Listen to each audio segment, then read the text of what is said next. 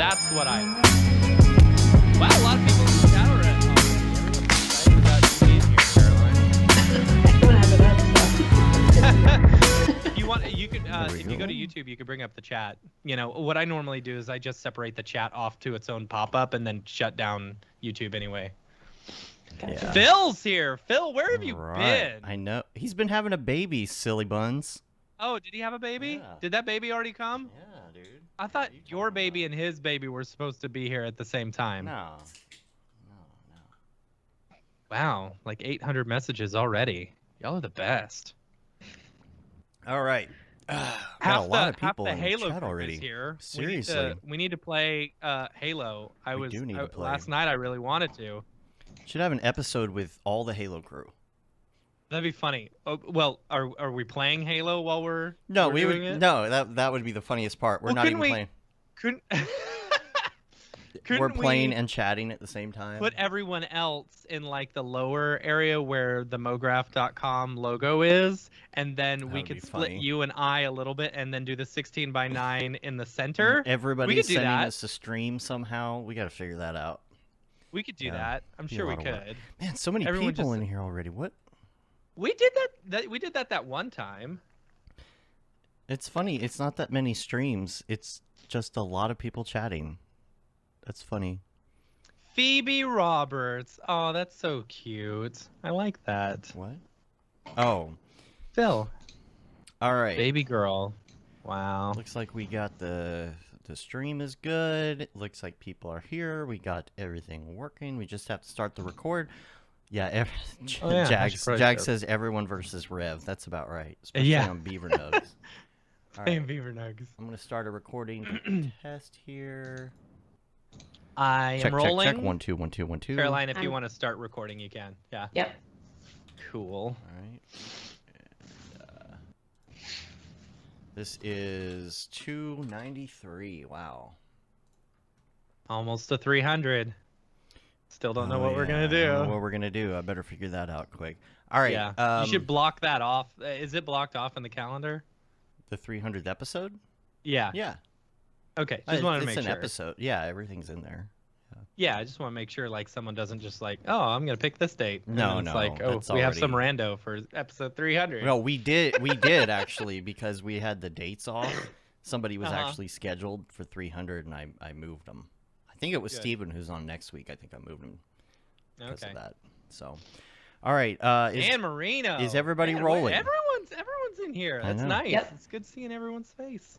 Is everybody Well, rolling right Avatar. now? You're rolling? I'm rolling. Yes. I'm All right. sorry. Yes. All right, we're gonna do Yeah. a sync clap. It's gonna be 1 2 3 clap. Okay. Get ready. 1 2 3. Perfect. All right. And Oh, now she not only left me a voicemail about my American Express card, but they just emailed me as well. and they probably said, Mm, "I would just like to pick up on our earlier conversation." you have which been never happened. pre-selected to apply for a invitation only line of credit. Why do I want a Why line do of you credit? need I a don't want a line of- line of credit. Line of credit with the American Express card that doesn't have a limit. Right. All right. Line of credit. Let's see. They just want to try and God, get it's all that. hot. They just want people to miss their payments. That's what it is. Credit card companies are the Right. devil. It's really hot. I'm gonna turn on my air Is very it? low, and hopefully That's y'all fine. don't hear it. I didn't hear it last time. Okay. Was it on the? Did you hear it? No, I didn't hear it. I think it gets cut off. There you Even go. if it's heard, it's cut off by the gate. So Good. I just need some airflow because it is hot up in here. All right, stream is good. People are watching. People on the things. Got the recordings going. I think we're good to do a show. Let's do Everybody feeling good? Any questions before we go? Now that we're live on the stream, any questions? Yeah. No questions for me. All good. Cool.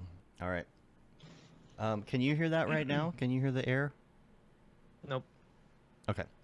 You're fine. Just Okay. leave it. If you hear it, let me know, and I'll try and turn it down. Where are my notes? Here they are. Oh, where's Dorpy? Hold on. Oh boy. I threw him on the floor. I threw him on the ground.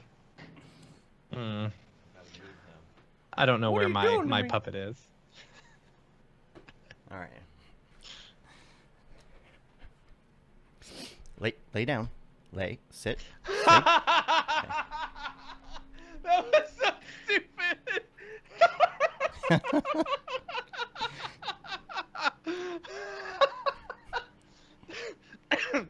Sorry, that was. Matt's That was good, easily that was good. entertained. That was very good. Yeah. All right. You gotta mark that for the outtakes, right? Oh man. All right, here we go. Yeah, but I don't think anyone will get it like without the visual. You know. Well, yeah, I don't know. I'll Anyway, mark go it in the ahead. visual. All right, whatever. There's your TikTok. There's Dorothy's Right. TikTok for the week. Yeah. All right, here we go. Let's do it. What's up, and welcome to another Mograph Mocast. I'm Dave. And I'm Matt. And joining us today is the super talented Caroline Lee. Hey, what's up? And Mograph is a supplement to our site, mograph.com, which is a motion graphic tutorial site with tutorials, plugins, podcasts, and other Mograph stuff.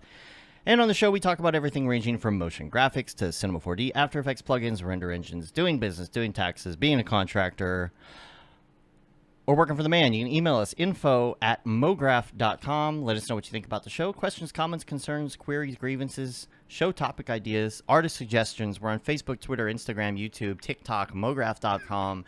You have a million ways to hit us up and ask us your questions about Mograph and motion graphics, that is, design, After Effects, Cinema 4D, technical questions, it doesn't matter what it is. If you have a show topic idea, if it's super noob and you're scared to write it anyway. If it's super advanced and you don't think we would know it, we probably won't. But we'll try. Write it anyway. Yeah, write it anyway. We'll figure it out. We'll figure it out. We'll give you some bad advice. We don't care. And That's basically the whole show. Right. Bad advice, right? we will get to Ricardo's questions that were emailed last week. We didn't get to them last week, and we were short on time, and I think we're going to get to them this week. It'll be fun. Wanted to give some updates on a bunch of things going on before we get into the meat of the show here. This week, we got some camp updates that we wanted to go over. Do you want me to start with that? Number one, new fireside speaker. Let's talk about that. Yes. Okay. So, like I mentioned last week, we unfortunately TJ Kearney had some stuff come up where he had to cancel. We're real sad that that he's not going to be able to join us at camp. I know he's bummed as well. But we have replaced him with Austin Shaw. Austin Shaw, super talented motion designer. Worked at Savannah College of Art and Design for like 10 years. So really, really talented guy. He's currently, I believe he just started a podcast with Aaron Sorofsky, I believe. Is that whole podcast them? I heard the one episode. I didn't know if it was a regular thing. I'm not 100% sure, but he's a super talented motion designer. He's going to be taking TJ's place for that Thursday night, the first night fireside chat, and it's gonna be really good. It'll be great to have someone who's worked within the industry and also taught a whole bunch. It's got that extensive background. It's going to be really, really great to get an insight on that. I'm excited to see, because we've got Ryan Summers doing the fireside chats or like moderation, so that we don't have to. Yeah. And it's going to be great to see the conversations between Ryan and the rest of our group, because he as for those who remember Ryan from the last camp, like that fireside chat was just killer. It was great. And the thing is, we had no real moderation last year. It was just kind of all of us that were directors, and I feel like he's going to be a great person to be the moderator and kind of rein some of these conversations in. You really do need somebody in that situation when there's a lot of questions to kind of keep everybody on track and all of that. So that's going to be cool. And the other thing too, EJ wanted to make sure that I mentioned this, is that he will be doing the beer tasting again this year. and he actually is getting his license to serve there. Yeah, we're getting a bunch of us. So the one thing that when talking to the camp, where we're talking about having alcohol and stuff like that, it was one of the stipulations was that anyone who's serving alcohol has to be licensed, and so we made it a point that we are getting licensed, and we've actually had a couple of our people already get licensed. So it'll be great. We'll probably have 5 or 6 people licensed to serve, which will be great for everyone. So just look for those people. But yes, EJ will be doing his beer tastings. So I'm assuming you're going to say he's going to bring some stuff, but the request is that you bring something that you would like to share. Okay, and we're not talking like bring some Bud Light. We're talking about if you have a big bottle of a sour beer or something like that that's just for a tasting. What you do is you bring it, you give it to him, and he's got to serve it. But he'll do the tasting. He'll ask you about it. You can, so it's especially if it's something local, like a craft beer that's local, something you want to share with other people. It'd just be little tasting cups just to try these things. And because he's the one that's licensed to serve, it will be nice and clean because he'll be the one serving it, and he'll wash up and make sure, lots of COVID restrictions and safeguards that we have to put in place, which, by the way, is our next topic. Yeah, let's talk about that. So, there's been an uptick in Delta and stuff like that, mostly among the southern states. We've noticed, Oregon's been pretty good. They're still open at the moment. Yeah. But there is a so basically we're going to have to implement this based off of talking to the camp and stuff like that. We're implementing to make sure that everyone is staying safe, that all the campers are staying safe because, we're all traveling. We're all going to be doing, being close together and stuff like that, sharing quarters. We're going to be either checking for vaccinations, so bring your vaccination cards, or 2, we're going to require a negative COVID test within 3 days of the camp. And not a rapid test, a regular test. Yeah, not a rapid test either. Yeah. So, just be aware if you're coming to camp, you're going to need one of those 2 things. That's what the camp is requiring from us. We just found that out last week.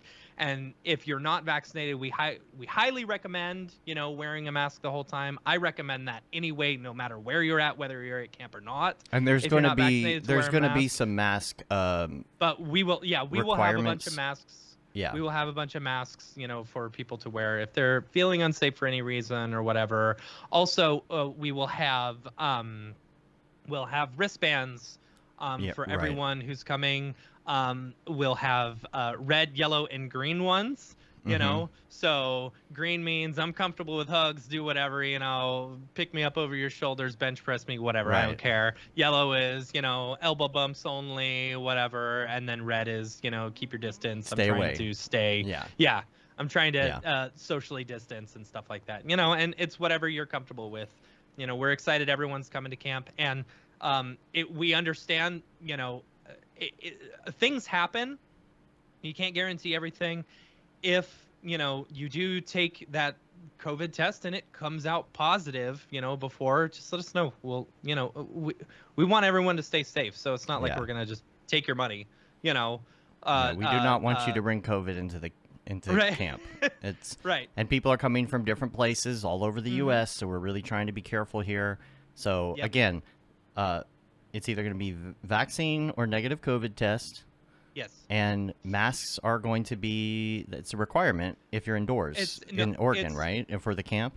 I believe it is right now. I believe it is. Indoors, yes, I believe it is. So but, we're like going I by said, their guidelines. Yeah. Yes. We have to. And it actually, it's not uncommon for the camps. Like Dave, your daughter went to a camp here, and that's what the same things that they required was a negative COVID test within 3 days. So we were at the Aryevs. We had to leave the Aryevs and go to because of the timing of it, because we were in Colorado and we had to get her to camp with the test. So a lot of people are doing that. A lot of them are but it's kind of nice because if everybody there is vaccinated or has had a negative test, you're going to feel pretty confident. You're going to feel a lot more comfortable. Yeah. Right. And that's really, ever since we started doing Camp Mograph, it has always been about making our campers as comfortable as possible. That's why it's a fully, what's the word, Dave? We provide food, we provide lodging, it's all of the above. All inclusive. We provide all inclusive. We provide, alcohol and stuff like that. We've been wanting people to be as comfortable as possible. And so, we know with the Delta variant, we don't want to shut down again. We don't want to have to postpone this another year, Yeah. So these are the things that we got to do in order to see each other. Exactly. And I'm okay with that. These are things I'm willing to do. To see each other. Exactly. Yep. Yeah. And and of course, there's a lot of outdoor activity where you're not going to have to have a mask on. There's so, going to be, hiking it's not going to be that bad. And like hanging out by the fire and stuff like that. And the camp is huge. Yeah. It's really, really big. So to think that there's only going to be, I think right now we're at 130 people. Which isn't a lot when you spread it out over a huge camp. Yeah, huge thing. Yeah. So the biggest things are going to be like, lunch and breakfast, lunch and dinner, that kind of thing. Yeah. Yeah. And which there's places outside to sit as well. If you want to do that. Yeah. So exactly. Cool. So there's a way for everybody to be comfortable. So yes. Yeah. We do have some surprise people who are coming. So just for those campers who are coming, just be prepared because it's going to be fun. Yeah. That'll be fun. Yeah. And of course, we could not have camp at all without all of our amazing sponsors. So big shout out to all of our sponsors for camp. Our village sponsors, Maxon, Otoy, and Video Copilot. Big shout out to them. And then our gold sponsors, Minimal Massive, Grayscale Gorilla, and De Facto Sound. And then our bronze sponsors, AE Scripts and School of Motion. We're super excited to have all of them on board. They help keep the cost of camp down for all the campers who are coming. So yes, give a big shout out to them. So it'll be good. Yeah. We're like a month from today. Exactly a month. Ooh, exactly man. A month. To the day, dude. I'm like awesome. I'm not ready. I know. Yeah, we got a lot to do. We do, and we've had a bunch of stuff shipped to our house, and I'm super excited about some of the swag that we got. We gotta hurry, man, and we're gonna be out of town for a week as well. We're gonna be out of town, yeah. Yeah, so. Matt and I are going to Maxon here pretty soon, so. I know a few people are coming into town early. Oh, my light just turned off. I'll have to turn that off. Give me 1 second. I know a few people are coming in early. If you are, hit me up. Because we get in on the 7th to get everything set up on the 8th. We may be doing a small little, local meetup or something. Maybe not. Or even if we're at the camp a little early, maybe, if you feel like helping us out. Yeah. Helping us set up or something, that would be great. Yep. Just shoot us a text or something like that, Yeah. Okay, other week wrap-up things we got to get to real quick. I did want to mention Quarter Res. The email just went out for this morning. Quarter Res is happening, which we've always kind of joked about Quarter Res being like a mini meetup for Half Res, but that just came in this morning that September 15th there will be kind of a mini... Right after camp. Right after camp. Yeah. So we will not be there, unfortunately, because we will have just gotten back, and I believe that there's like a 3-day Maxon show during that, because that's where IBC would have been, so there's going to be kind of an extended thing. That is going to be right after that. By the way, while I'm mentioning that, next week there's another 3D motion show. Just wanted to put that out there. That's going to be on Wednesday. And check your... who's going to be on that one? I not off the top of my head because I haven't done rehearsals yet. So let's see, Mograph meetup. There's going to be also, speaking of meetups, there's going to be a Mograph meetup, Vegas, on the night of the first day. It's Sunday, the October 10th, I believe. You can double check that. Just check our Twitter account. You can find the link on there to get tickets, and I'll make sure I put that in the show notes as well if you want to get tickets. This is the meetup that School of Motion does. at NAB it was at Beerworks. It's at a different place this year, so make sure you check that. It is. It's called Tom's. Yeah, October 10th at 8 p.m. At Tom's Urban, Las Vegas. Yeah. So that's Sunday. That's Sunday night. That's the first night of NAB. The NAB meetup. So you can get the free tickets there. I believe there's still tickets available for that. And go and thank all the sponsors from that too. There's a bunch of sponsors. It's amazing where that went. Joey found that picture of the meetup and sent it to me. I'd been looking for it everywhere and I couldn't find it. There's this meetup that we did, and there was, I don't know, maybe like 10 of us in a booth, and that was one of the first meetup years, and now it's as big as it is. It's amazing. I love that I didn't know anyone in the booth, you know? Yeah. Or at least like a majority of the people in the booth I didn't know, and now like they're all very close friends of mine. Right. You know? A couple other things I wanted to mention. Number one, the scholarship. We haven't really pushed this that much. I haven't really talked about it. I need to get some social out, hopefully this week, and push the Mograph scholarships for the Houdini course and for the Unreal course.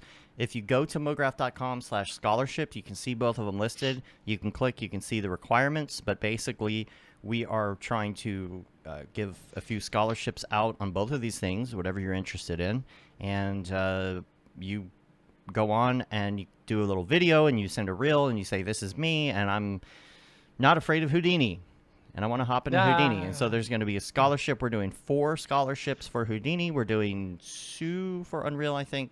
And we've got judges on these that are from their particular industry. You can see all the info on that on the site. I think on the Houdini one, we just added a judge. Simon Homedal will be one of the judges now as well on the Houdini side. So make sure that if you're looking to get into Houdini, or if you know somebody who's looking to get into Houdini and they cannot afford to buy the course, we really want to help to spread this scholarship, get the word out so that people can apply for it. And so check it all out there. You can see the videos and things on the site. And let people know at the end of the summer, we're going to throw all of the entries to the judges, and they're going to get on there. And you get the scholarship. You also get a minted version of the scholarship as an NFT, and you get a little physical frame and all of that stuff. It's kind of nice.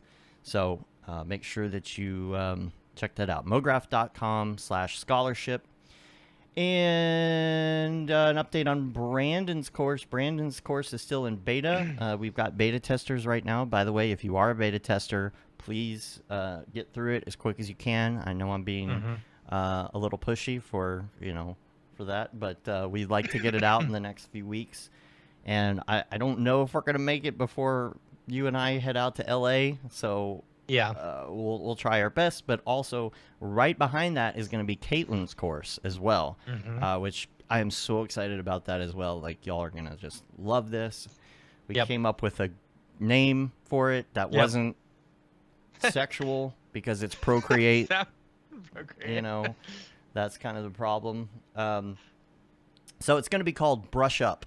That's the name of it. Yeah. Instead of that.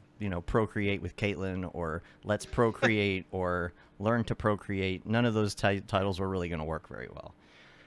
So Brush Up. Make sure you stand by for that stuff. If you're looking to get into some advanced RTX stuff, that's Brandon's course. If you're looking to get into some illustration on the iPad with Procreate, that's going to be Caitlin's course. So we're excited about those launching because we've been working a long time on those. They've been working a long time on those, and it's just great. It's just great. I cannot wait for y'all to see it. And Dave, there was a question in the chat how to get the scholarship. Oh, I think I addressed that already. It's going to be it's going to be mograph.com/scholarship. Okay. Yeah. Everybody's eligible. So. Yep. Real quick, I just looked up who's on the Motion Show next week. John Lepore, Angie Ferret, Pedro Ramos, and Michael Rosen. It's going to be a good one. Yeah. It'll be a good one. Yeah, that's good. Cool. All right. I have no rendering topics for this week, so the Ravcock section we can just go past. I think people are waiting for NAB the and quote unquote all that SIGGRAPH, NAB, whatever. Yeah. And it's like the official events are all at different times now, but I think everybody's waiting till like next month or the month after for Yep. announcements. So now that we're through all of that, Yes. Caroline, let's talk Caroline. to you. I What's guess up? Introduce yourselves to everybody. Well, so I'm Caroline Lee. I'm a motion designer. I do 2D and 3D. Yeah, what would you like to know?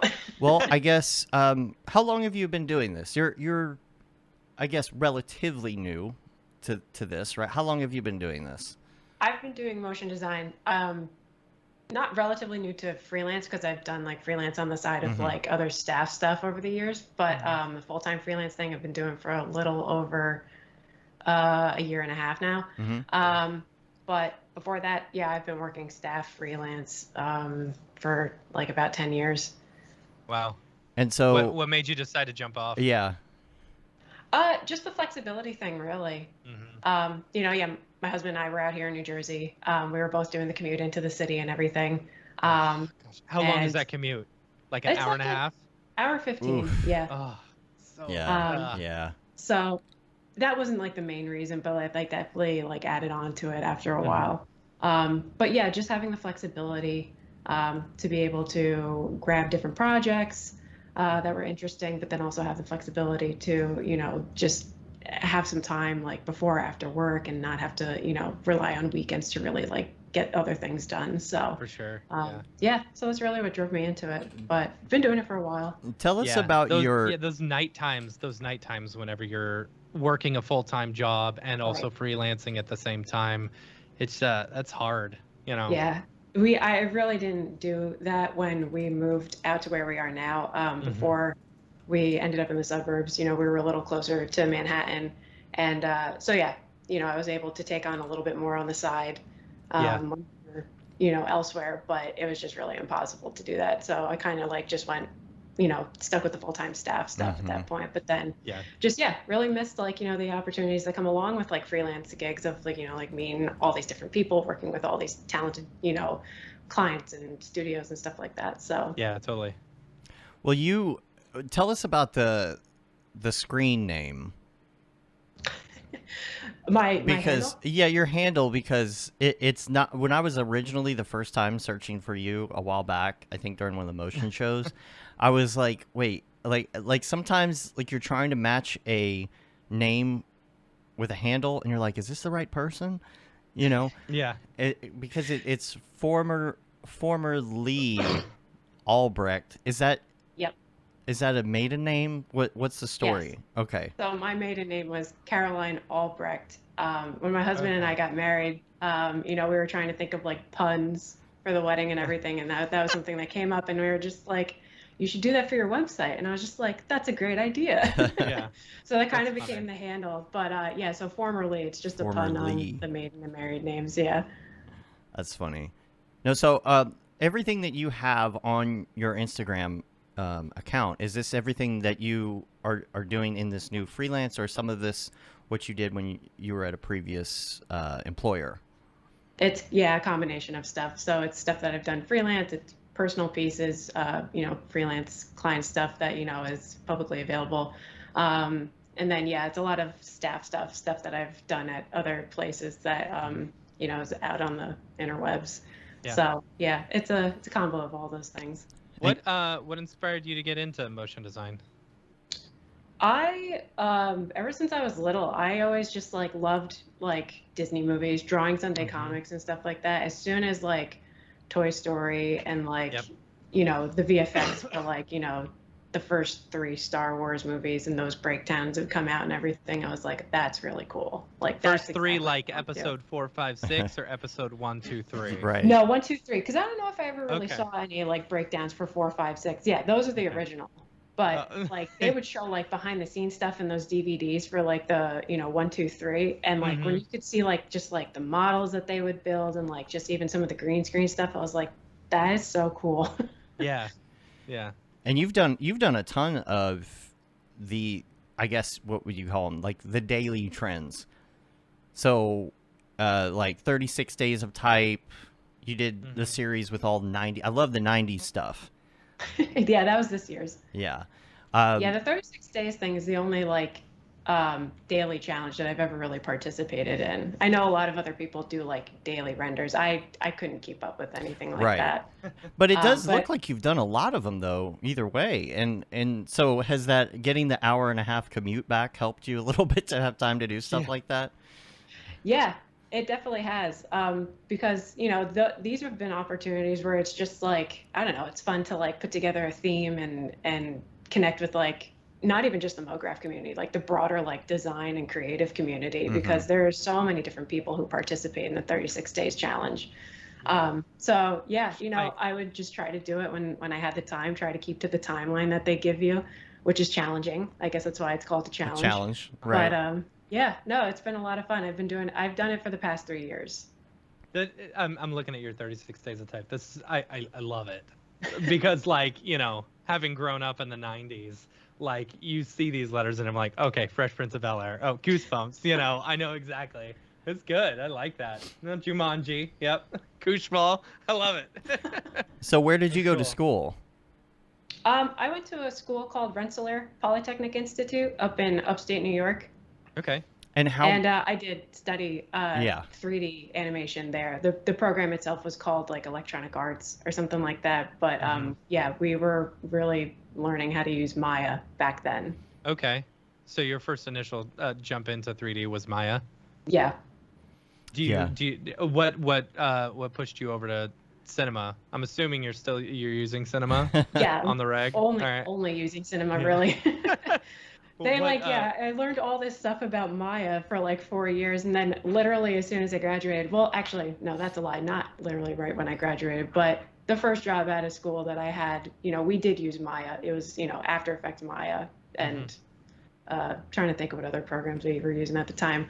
But it was as soon as I actually moved back to New Jersey. My first job out of school was down in Maryland. When I moved back, that was when a lot of I ended up in broadcast, and a lot of broadcast companies were using cinema, and I was sort of like, oh, I really need to learn how to use this program. Yeah. Did you find the transition, like about how long would you say the transition from Maya to Cinema 4D, like before you felt like, okay, I'm 100% comfortable in this? You know what I'm saying? Trying to think back on it, but I don't know. I feel like everything That's good. feels That's pretty good. comfortable after if you like a can't year. remember if it didn't make an impact, then that's Yeah, it's like, so all this complicated Maya stuff you've been doing all this time, that's gone now. Yeah. Oh my God. Yeah. Like there's a button for everything in Cinema 4D. I'm like, wait, I don't have to pipe all this input stuff Right. to make this thing work. Yeah.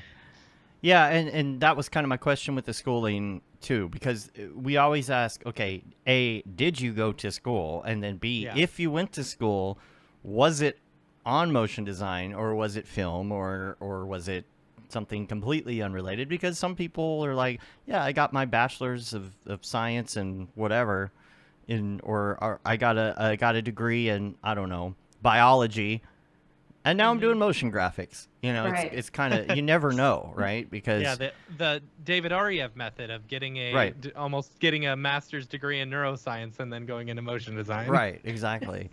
And then if you did take it, if you're someone like me who was taking those classes back in '99, just like you, it wasn't on Cinema 4D. So it's interesting to see where with everybody who was not in Cinema 4D, or was maybe not in any sort of program at all, like how they ended up where they are. So out of college, I guess before we go out of college though, besides Maya, what else were you learning? After Effects? Were you learning anything having to do with anything cinematic? Were you learning about cameras? Were you learning about print? I took a couple of film courses, maybe one or two. Cool. So having just the basic knowledge of how a camera works, doing story development, character development, those types of things. Before we jumped into Maya, we did the very fundamentals of everything in Photoshop and animated ball bounces and those types of things. We really didn't use a lot of After Effects, which is kind of funny because the first jobs that I did get out of school, that was one of the questions. I really only knew how to use After Effects to sort of edit whatever I put together in Maya into a little reel, so to speak. So when I got to like, you know, the interview for the first job, they're just like, do you know how to use After Effects? I was just like thinking in my head, I'm like, yeah, I mean, I've done these little things. I guess that's how you use After Effects, right? And it was just way more than anything I've ever done in After Effects. So no, that's like one course that I really wish that like we did a little bit more of when I was there. Is like really learning After Effects, because that's become like a tool that I use daily. So how long was the program that you did? Was it a 2 or 4 year? 4 years. Okay. Yeah. See, when I went to the Art Institute, it was a 2-year program. You came out with an Associate of Applied Science, and we had to take 2 After Effects courses, but I felt like those courses didn't like the teachers at the Art Institute when I was going there were awful. They were so bad. They were basically former students who couldn't find a job and decided to just teach, right? And so you've got some teachers who you're trying to take After Effects from, and they don't even know the program themselves. It was basically a free-for-all. So, you know, you come out, even though I came out of it having 2 After Effects courses, I still relied heavily on Video Copilot in order to get me where I needed to go, you know? Yeah, so did you learn a lot of Photoshop? Because your type stuff, it's very clean, but it looks like there's a lot of Photoshop involved, right? Your design is right? excellent in all your work. Thank you. Yeah, we did a lot of. I want to say that the program that I was in, it wasn't like I went to school for 3D animation specifically, because the program itself really was like, you know, there's a lot of like comm-based classes, there was design-based classes, there was storytelling and art-based classes. So it was just this like whole mix. It was really like whatever you wanted to make of it, you can make of it kind of program. And I just kind of, I don't know, for whatever reason, ever since I was a kid, like I just wanted to be an animator. So I was like, well, I'm going down the 3D path. Like that's what I know what I want to do. So I did. I took a lot of those Maya courses as a result. Was there a lot of like character classes? I feel like anytime there is like Maya, you hear about someone going into Maya or something like that, it's like stuff. the classes are being pushed with characters and stuff like that. Yeah. I mean, we did a fair amount of character stuff. It wasn't like, you know, the program was largely based around like doing character animation, but in order to like understand the technical, you know, parts of the program, that's what we like really did focus on. Like one of the projects I clearly remember was doing like modeling, rigging, skinning, UV wrapping like a character and like doing a character animation, which was horrible. But it sounds horrible. Yeah. I mean, like horrible in that like the end result that I made was not that good, but you've really got to be into characters. Like the people that are good at characters are really into characters, you know? Like specialty. Yeah, it is. Yeah, it is. I don't really play around with that at all. Anytime anyone's sort of like, can you do this character animation? I'm like, I could have someone help me out. Right. Let's see, who can I call?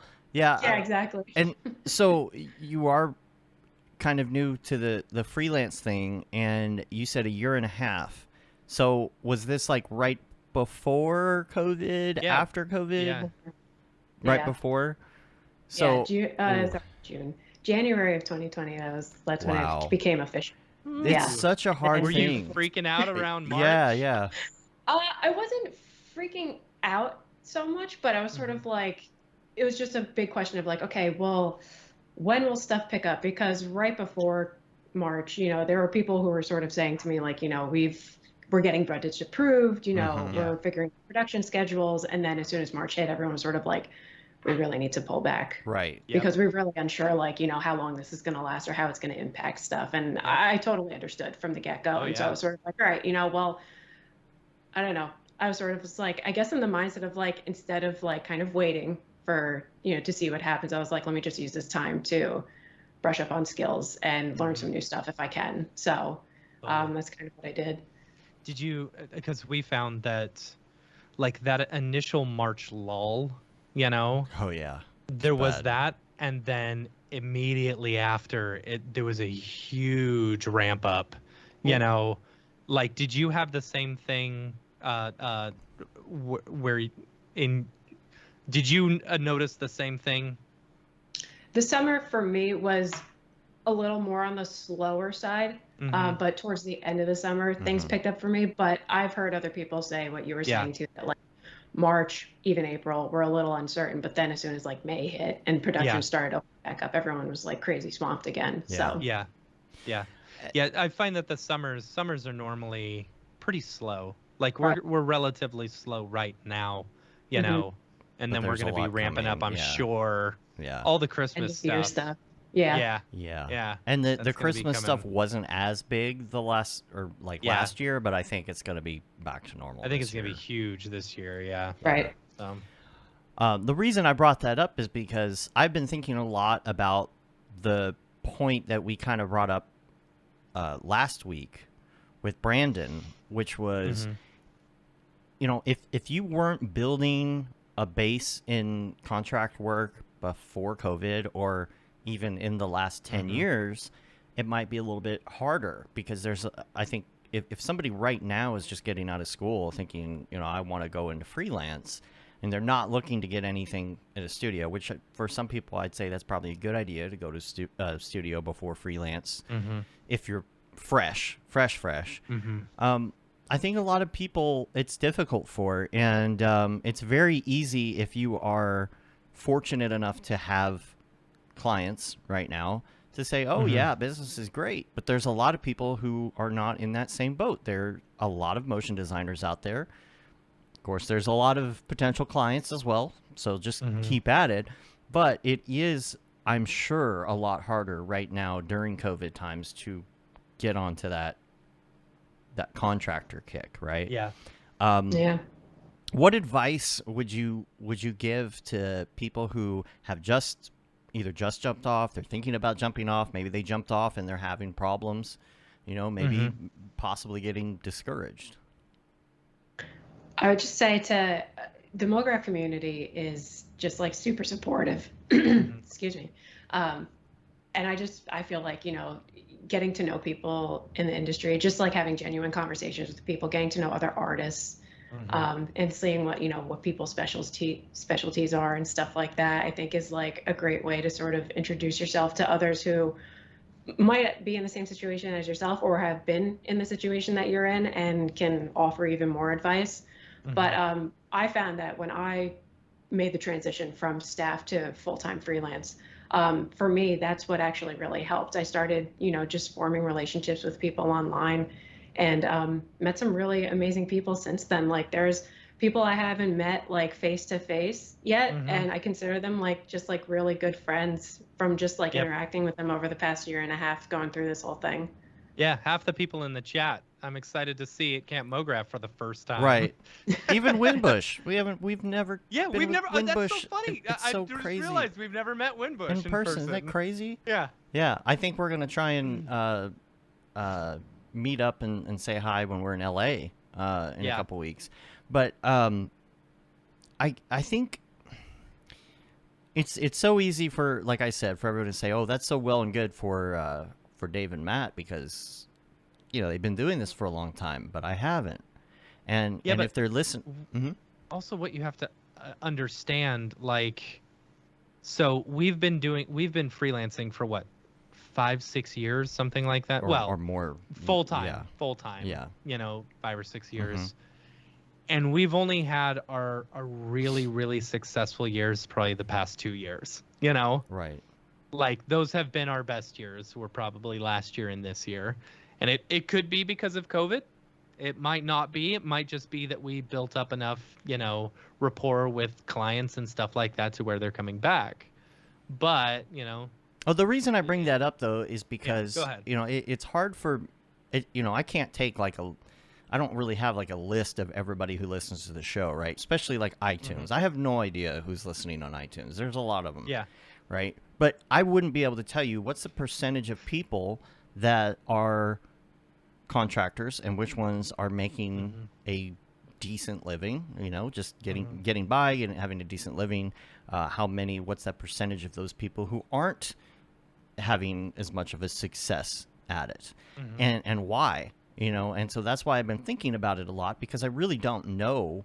I know I would love to actually hear from people who are maybe trying to really push this contractor life, you know, in that independent life, and maybe are struggling, and maybe they have questions, because it is real easy to be like, oh, this industry's great because I'm doing great, you know. So so my question that keeps going through my head is how to help people be successful if they are having a hard time. Maybe there's there's something we have learned, or something that we could pass on to help people, you know, find clients and you know, make more connections and really thrive in this, especially if they're brand new. So when it comes to getting those clients though, right? Like maybe you make your good connections online, you meet some great artists.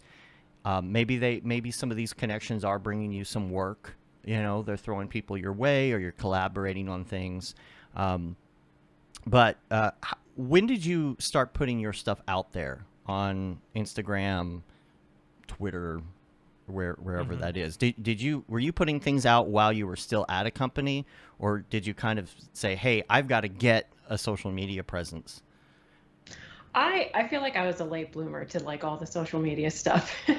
So when I was like staff working at places, even like, you know, staff at places, and then if I was doing was able to do freelance and doing that on the side, I wasn't really posting anything because, like, you know, I was just like busy, you know, taking care of stuff that was going on at work and stuff like that. It wasn't until at one of my last staff gigs that one of my coworkers, you know, she's a very talented illustrator, and she had a like professional account for her illustrative stuff.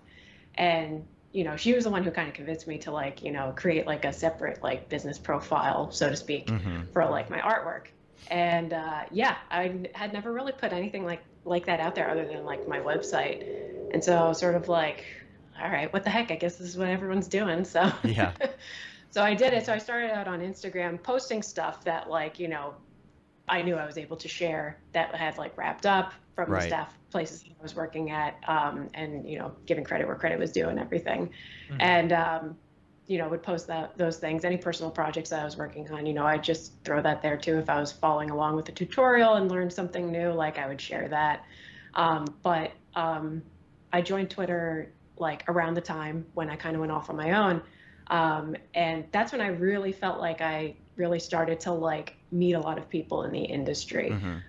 Because for me, at least, sharing work on Instagram, you know, is kind of just like a mini portfolio, so to speak. Right. You really didn't get to like feel like that camaraderie or community until I got onto Twitter. And that's when I really like started to discover all these like just talented people in our industry, and everyone's so nice. Like, it's just been so, I'm so grateful for like everyone that I've met like on Twitter and Instagram, because it's just so much fun like interacting with everybody, learning about everybody's backgrounds, how they got into the industry, what their specialty is. Because yeah, I mean, there have been times when I haven't been able to take on jobs, and I, you know, just kind of through knowing people, I've been like, oh, well, I know I can't do this for you right now, but I know somebody else who specializes in this, and I'd be happy to give you their contact information. Absolutely. So do you feel like the social media presence is more valuable from a networking point of view, or from like a getting clients point of view? Because me personally, I don't feel like we've gotten a lot of clients from the social media posts, but from other people in the industry who have seen those social media posts. I feel like maybe for me, it's like 50-50. Like, I would say that in regards to getting client stuff, it's just like a snowball effect. Like, if somebody discovers you there and you do a good job, then that could, you know, just become then a word of mouth sort of like, you know, generator type of thing. But really, I feel like I, you know, use social media for the community part, you know, just to interact with other people. Are you on any Slack groups or Discords or anything? Or is it exclusively Twitter? No, I'm on Discord. So Discord, I'm like relatively new to too. So, who is it? James and Alex, they introduced me to Pixel People. So I'm on the Discord Pixel Peoples group. That's cool. They have a lot of like great channels that I participate in there. Slack, I would say that, like, you know, any jobs I'm working on, if I'm like helping out a studio, you know, like I'll be a part of their Slacks temporarily. But like larger Slack communities, trying to think, like, I've dipped in and out of like Grayscale Gorillas every once in a while, the futures every once in a while. Sure. Gotta you know, add they you to just have, like, a ours. ton of chance. Yeah, I gotta add you to ours to Yeah. dip in and out of. Yeah, there Yeah. we go. There's a lot of people in there. Yeah, we got like there's a 1,000 ton of people and Slack maybe activities. 20 people, 50 people actually talk all the time. It's more than that. And actually, what's funny is I get these little reports and I'll look in there. There's a lot of it. It doesn't show you what they are, obviously, but it does show you like the activity in private messages. And I think it's really really easy to, what's the word I'm looking for? Anyway, I look at these and I break down the numbers and I look and say, okay, where is it compared to other months and all of that, and where are the dips, because it kind of gives me an understanding of like where the industry is, I think, you know, especially when you look and you see the dips that happen in the summer. Because it's like, okay, everybody's slow in the summer because you see like everyone's on vacation, they're logged out, whatever. But I'm noticing that like the amount of messages that flow through DMs in our Slack is very high. And I think what's going on is a lot of these relationships are happening in the Slack, and then people start doing business, you know, in direct messages. There are some days where I'm looking at our analytics right now for the Slack, and there are some days where there are more direct messages sent than actual like messages sent in all of our channels in the Slack. So I'm assuming what's going on there in those direct messages is that people are actually like connecting to the point where they're able to do business. So that's nice. Something that Pedro said in the chat was we were talking about the and I'll have to look. He's on Twitch for some reason, so I lost the thing. But he said, what is considered success? You know, what is considered success in our industry? Is it work-life balance? Is it making a living? You know, what is it? And I think different people have different answers to that. But what would you say that quote unquote success would be for you as a contractor?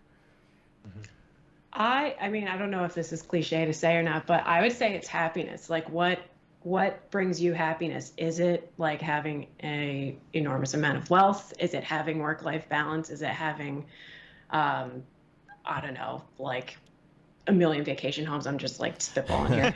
I mean, you know, can it be all of the above? Right. Or what could be all of the above? Exactly. So, you know, yeah, I think it really comes down to like, you know, what makes you happy? For me, you know, it's, you know, spending time with my husband. It's spending time with our families and friends and vacationing. And I love what I do for a living. I love motion design. Like I tell him all the time, I was just like, I can't see myself doing anything else. Like, you know, I see myself doing this for a really long time. And so even just motion design makes me happy. Working on projects with great groups of people makes me happy. So I agree. Yeah, that's what it is for me. But I know that is such a loaded question, and it could be different for everybody. Right. Because I saw this really stupid like little quote at Jimmy John's yesterday, and it says like what is success or something like that, and it said success is how your kids will talk about you. And I'm like, yeah, but what if you're a great parent and your kids actually just hate you? What if they're spoiled brats? Like, is that success? You're like, what if my kid's an asshole? Yeah, exactly. Yeah. Hey, I'm gonna run to the restroom real quick. Okay, sorry. Wish you would.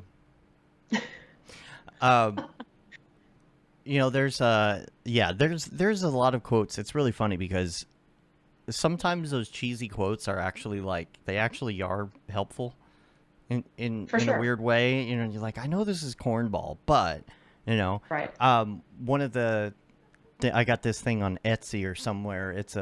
I need to frame it. I've got it sitting here, and it's a quote from Futurama in the episode where Bender is. I don't know if you've watched. Did you ever watch that show? I didn't. No. There's an episode where Bender is floating through space for some reason. I don't remember how he got there, but he's like lost in outer space, and this whole society evolves and forms on his belly, this little mini society, and he's like their god.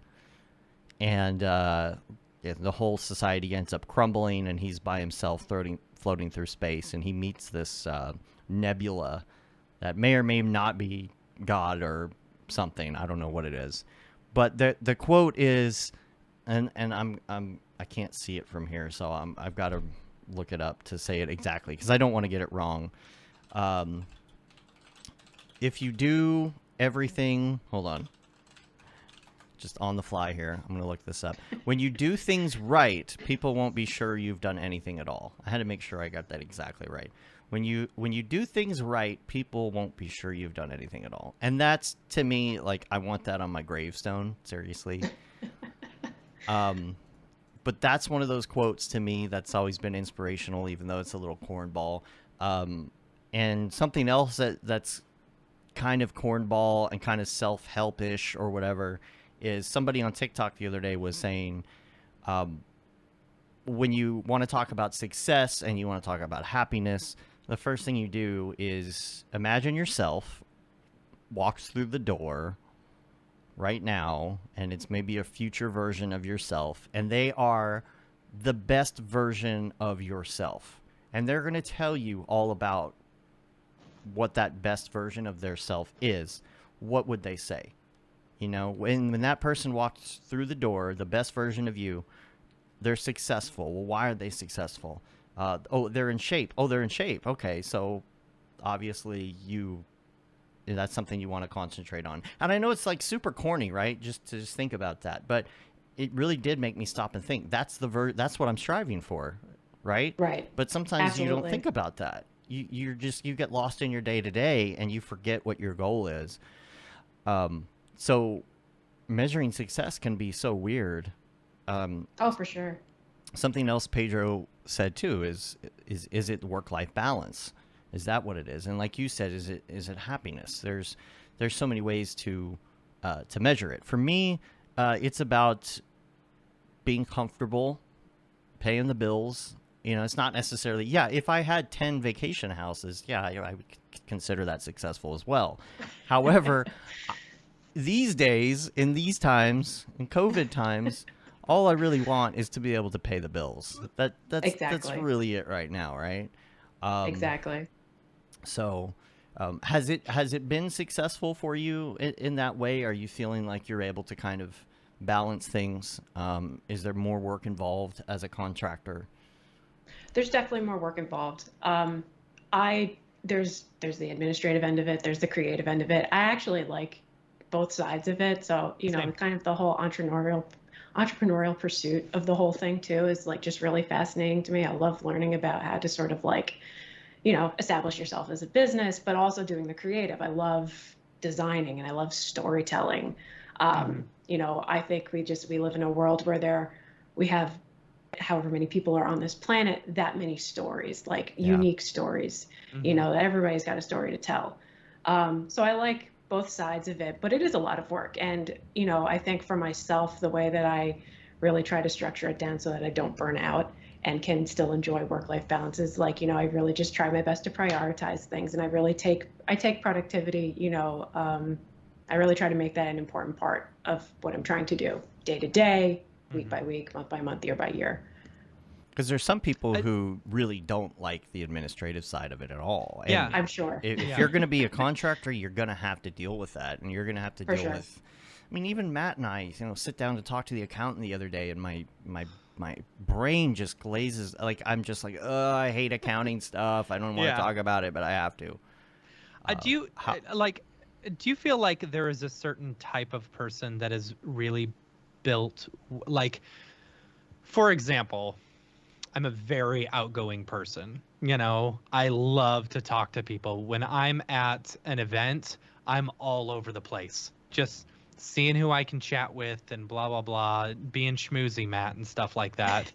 And it's like, do you think there's a certain type of person that does well as a freelancer because they're a bit more outgoing or a bit more, willing to jump in? Extroverted, right. Yeah, kind of, versus like, I don't know, like, are extroverted people more successful? That's not what I'm trying to say. You're trying to I mean, ask? kind of. It's like, something like that. I feel like it's a combination of both though, because I feel like, if you formed relationships with people in the past, right? And you're more introverted in general, but you do beautiful work and Yeah. people know you because of that beautiful work. It doesn't matter whether you're introverted or extroverted. Like you're going to be known for like, this person did a good job, they helped me out, gave me peace of mind. Like, they're valuable to me. Yeah. And there's also the extroverted introvert. Right. I would consider myself that. When I turn off the can see live that. stream, I I don't can want to see talk that. to anybody. Yeah. But- Yeah. You're very quiet when we're out at meetups and stuff like that, But you get you on the show or you get you in front of a microphone, like you are talking nonstop. You get a couple beers in me, then I'll just go off. Yeah. No filter. Hashtag no filter. Okay, so when it comes to accounting, when it comes to administrative stuff, you like that. What advice would you give to people who are starting out, also maybe don't like doing that kind of stuff? Where are some good resources? Like, how did you learn to do bookkeeping, invoicing, that kind of thing? Is it like the rest of us who just seat of our pants, or? Yeah. It's a combination of seat of the pants, but also like learning from all the resources that are out on the internet too. There is so much that you can just pull up that exists out there for free.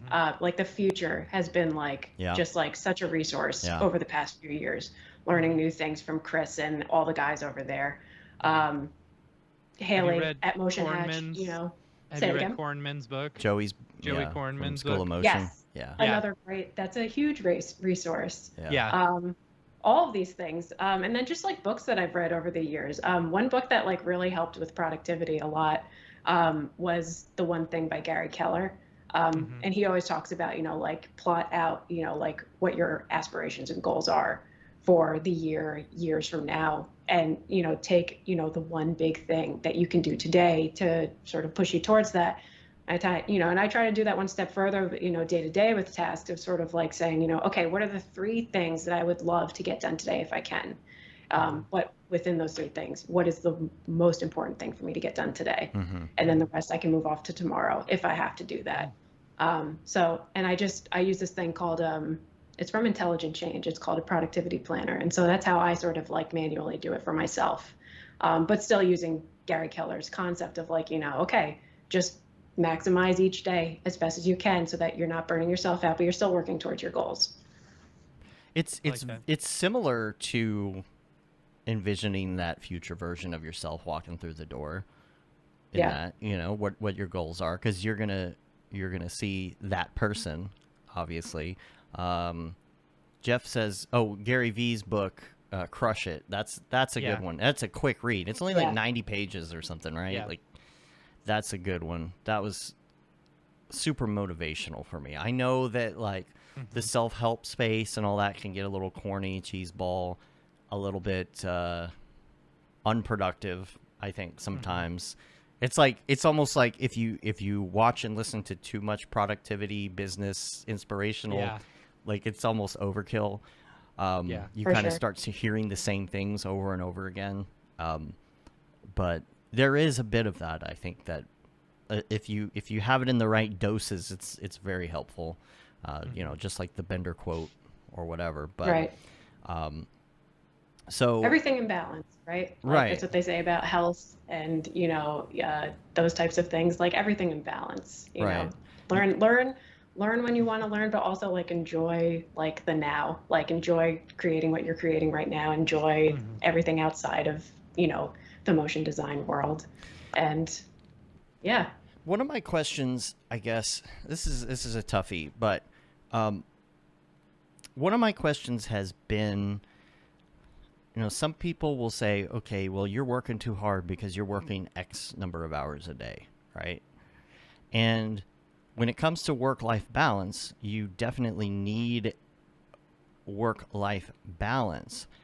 But sometimes I find myself in a situation where there literally isn't anything else to do except to go watch some more Netflix or TikTok or to sit down here and do something productive or fun or say, valuable? So I would still call that work-life balance because, you know, the thing about our industry is this isn't just a job, it's also a hobby for me, you know, because how many, like, it's like, to me, it's like, okay, so if a painter is a painter, right?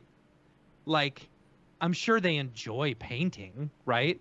They don't necessarily see it as a job per se, you know? But yes, it's their way of making income, sure, but they still do it because they love painting. Right. That's what we're doing too. It's just, you know, in digital format in a 3D space instead of a 2D space, you know?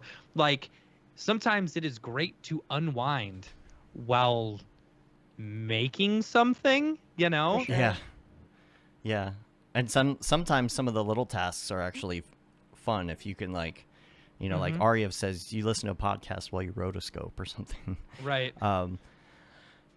But I think a lot of people will either measure if you're working too much or if you're working not enough based on the amount of hours you're spending. And I think it's not as cut and dry as the amount of hours you're spending, right? So right. the fact that I probably average 12 to 15 hours a day working, quote unquote working, I mean sitting at the desk doing something, right? Yeah.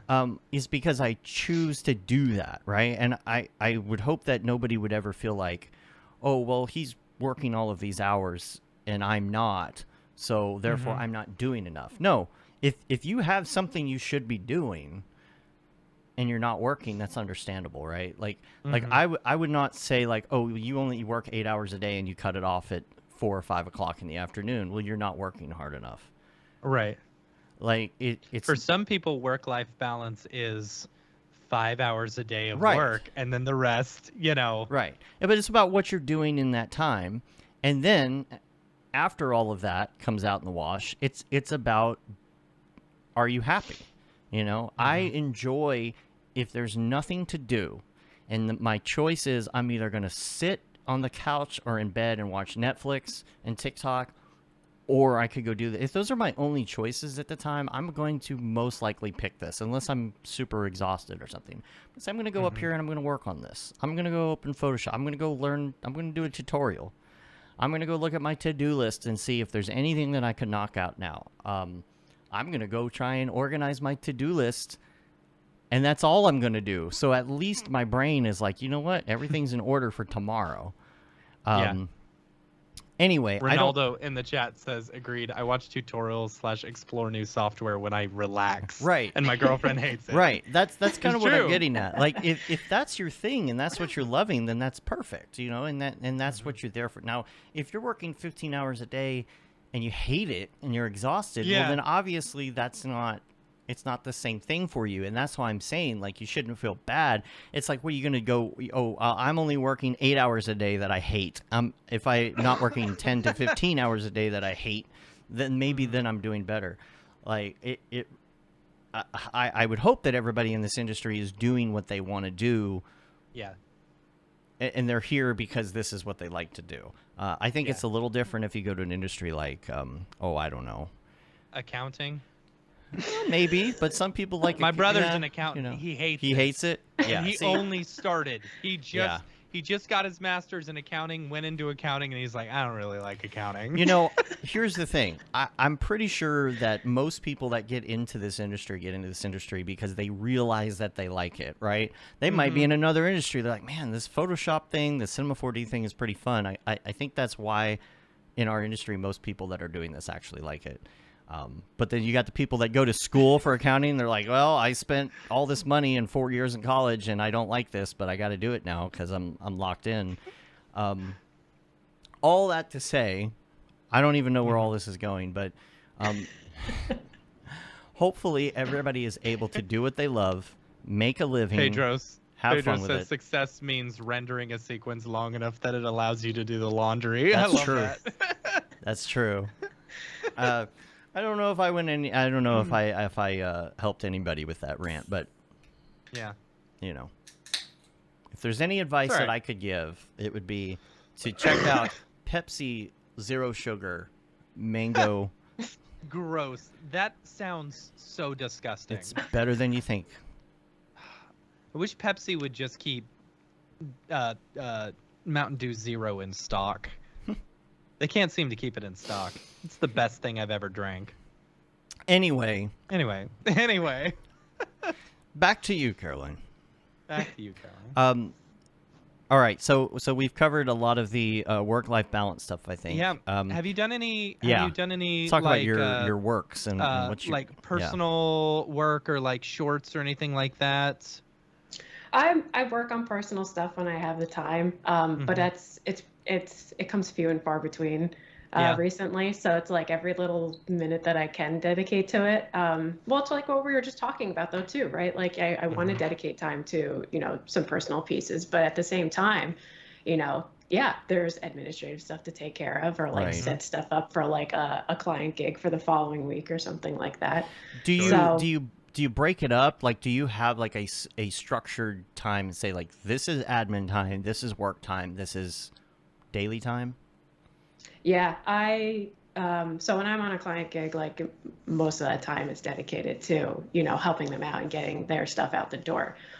Every Sunday, like in the morning, I'll wake up a little early and I'll just sort of plan my week out. I don't know if that's like super OCD, but it just really helps me set my week up. And that's what I do. I'll plot out what are the biggest things that I need to take care of this week? Oh, this, and this. Okay, fine. How do I spread this out over the week? And then once that's done, or, however I want to prioritize that, like, what do I do with the free time? And sometimes that's personal pieces, or it's, like someone else is saying in the chat, like, learning about some new stuff. Like, I've been wanting to understand ACEs for the longest time, and I feel like I constantly say, I'm like, okay, this week I'm gonna try to understand this, and it's always on the back burner. All the people who are very vocal about ACEs, I swear 90% of the people on the internet who talk about ACEs don't even know what ACEs is. They just want to make sure that their software uses ACEs. That's funny. In case they ever decide to learn how to use it. So do you ever feel what do you ever feel like if you're not working on a client thing during the day that it feels off? This is like really weird to me. I don't know if you feel the same way, and I'll ask the chat this too. Let's say that you get up at 9 or 10 a.m. and it's quote unquote business hours, right, for the rest of the world. Do you feel like if you decide to do a daily that morning that you're like not working because it's like the wrong time to be doing it? Or is it just me? I don't know. I don't think so. I mean, as long as it's like helping you learn something new, or it's something that you just like really wanted to do and like just express something, then, I guess, what do you label work necessarily, right? I think that maybe it comes down to that. But no, I really, if I'm not on a client gig, like during the week, I know that I have stuff that is like keeping me busy, again, helping me figure out okay, I want to create this thing by such and such date, so let me put in some time this week, and like it still feels like a regular work day.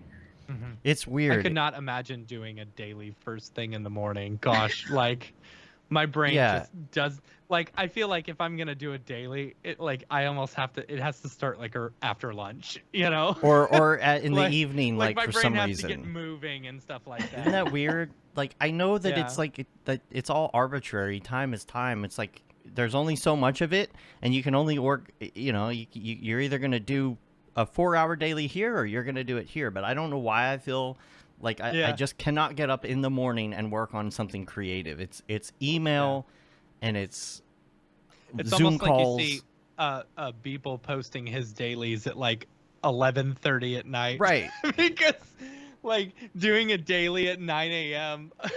There's like no real reason for it, except that's just how society decided how it is that you're gonna do work during the. I don't know. I don't know why I feel that way, but it's so hard for me even to do a tutorial and say, oh, you're gonna do this tutorial on Tuesday at 3 p.m. It's like, right? What? Yeah. Even though you do schedule those. I do schedule. I have to schedule them in order to do them. For the most part, I do them. It's just that the problem is, again, it comes back to like how my brain thinks about these things. Where if I had a tutorial scheduled for Tuesday at 3, a client thing comes along, and my brain says, you know what? This is a client thing. It's more important. It's during the day. You should not be working on a tutorial at 3 p.m. You need to move that to tonight, and you look at it tonight, and you email those people back at 3 p.m. instead. Or, a meeting comes up, and I purposely move that thing. I don't know why my brain feels like certain things have higher priority. Do you feel like that is the case, or would you stay the course and do that tutorial at 3 and take care of the client at 6 p.m.? I would probably take care of the client thing too, like you were saying.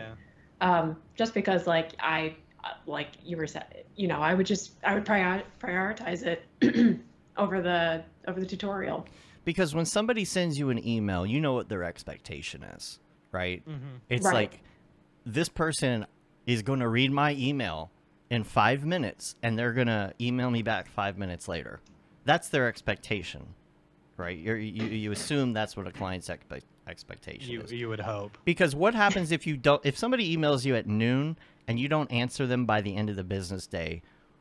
What's going to go through their head the next day? Oh, they didn't get my email, or they didn't read my email, or they don't care enough because they didn't check their email, right? And it's a hard thing to let go of. And say, an example, Matt and I got an email cold call Friday at 3 p.m. They answered back after I emailed them back in 5 minutes. But I didn't answer them until this morning. I didn't get back to them on that until this morning. Like, it is so hard to take that part of my brain that's saying, you need to answer this by the end of the day, or else the whole thing's you're going to blow the deal. You're going to blow the deal. Yeah. Like, gosh, it's so tough. Are the people on the other end of the conversation really that anal, or is it all in my head? It's probably all in your head. And if they are that anal, you don't want to work with them anyway. Right. Right? Yeah. I stress because I care. Yeah. I don't know. There's these random things that, like, I'm a motion designer. All these random things go through my head. Sometimes I wonder if other people feel the same way. I'm sure they do. We all have these worries. We're all going through the COVID thing. We're all sitting in front of our computers every day thinking, when is this going to end? Yep. When am I going to get to go to a meetup again? Yep. And there's all these, I feel like, internal struggles that every single person in our industry right now is dealing with, because you've got what's going on in the world, you got what's going on in your personal life, you got what's going on in the Mograph industry, and then you open Instagram, and everybody somehow managed to do a daily yesterday, except for you. It's like, what a loser. Right. And that goes through your head, right? Yeah. Do you but what you have to understand also, they also didn't post a TikTok for Mograph.com, or, edit a little bit of a course for Mograph.com. But in general, it's not that I don't know. It's just that feeling still comes up. Do you get that? Yeah. Do you get that feeling when you open Instagram and you see other people's art? Like, not FOMO. What am I looking for? I was talking to Nick this morning. I was like, Nick, I should start doing NFTs again. Because like I enjoyed like, as stressful as it was to like feel like, oh man, I need to hop on this train. Now that feeling's over, it's like now I'm not thinking, oh, I should do a daily. I think to myself, oh, I should do something, make some art again, and sell it as an NFT. Some art that means something. But yeah, exactly. Yeah. Like, and that's the part of me that's in my brain. And I'm asking the audience, and I'm asking rhetorically, kind of, but I'm also asking you, Caroline, like, how do you feel when you see the feeds? Do you get that that feeling like, oh, I need to be doing more dailies or just more work in general? yeah, like do Yeah, you get that? I feel like at the end of the day when I like log off, it's a bad habit, but I'm sure at the end of the day I'm sort of like, oh, time to jump on my phone while I'm watching TV. So it's like screen after Right. screen. Oh yeah. Yep. But yeah, you hop on your phone and you're like just kind of checking in with like, well, what's been going on today? And you see all this like amazing art and you're sort of like, oh my God, I need to keep up with this and this. I constantly feel like I'm behind. Like I feel like I'm always playing catch up, which is fine because I guess it's like a little motivational in a way. But at the same time, it's like, yeah, you're like, wow, like I need to like learn how to do this and I need to learn this and I need to create more artwork. But then I've recently, over the past year, just been like, you know what, like have come to understand that, especially Instagram, it's such a highlight reel of like what everyone's doing. And so you have to kind of remind yourself that like everyone's just posting their best and who knows when they created that or who knows like what they've been doing today. So once you can kind of like get out of that mindset of like not comparing what you're doing to what other people are doing, it really does lift a weight off your shoulders. You can just focus on yourself and your family and, your immediate little area. Yeah. It's the fact that the collective of Mograph makes it feel like everybody's posting a daily, and they're not. For sure. Yeah. 10% maybe 10% of your feed will post a daily every day if they're doing dailies, right? And then the next day the other 10%. And one of those days it's you in the 10%. Right. But it makes it feel like all the dailies are happening every day. It's so hard to just release that. And I'm not really big into doing dailies anymore, but it's just like, I think maybe just learning in general, right? Right. I'm not going to ask how old you are, but something else that is on my mind is where does this go in the future? Where, like Ryan Summers said at Camp Mograph last year, nobody's retired from Mograph yet, so we don't know what that looks like. Of course, now we kind of know what it could look like. Thanks, people. Yeah, well, here's the thing. I was talking to Mike the other day, and it's like... oh, tell him. Tell him what he said. This story is so funny. Yeah, okay. This is so funny. So, when I sold my Beeple, for a fair amount of money, right? Him and I were chatting on Messenger, and he goes, "I better not see you rolling up in some new Tesla or something like that, And so I was chatting with him, And I was like, dude, I'm building a pool. And he's like, what? I am going to kick you in the crotch next time I see you.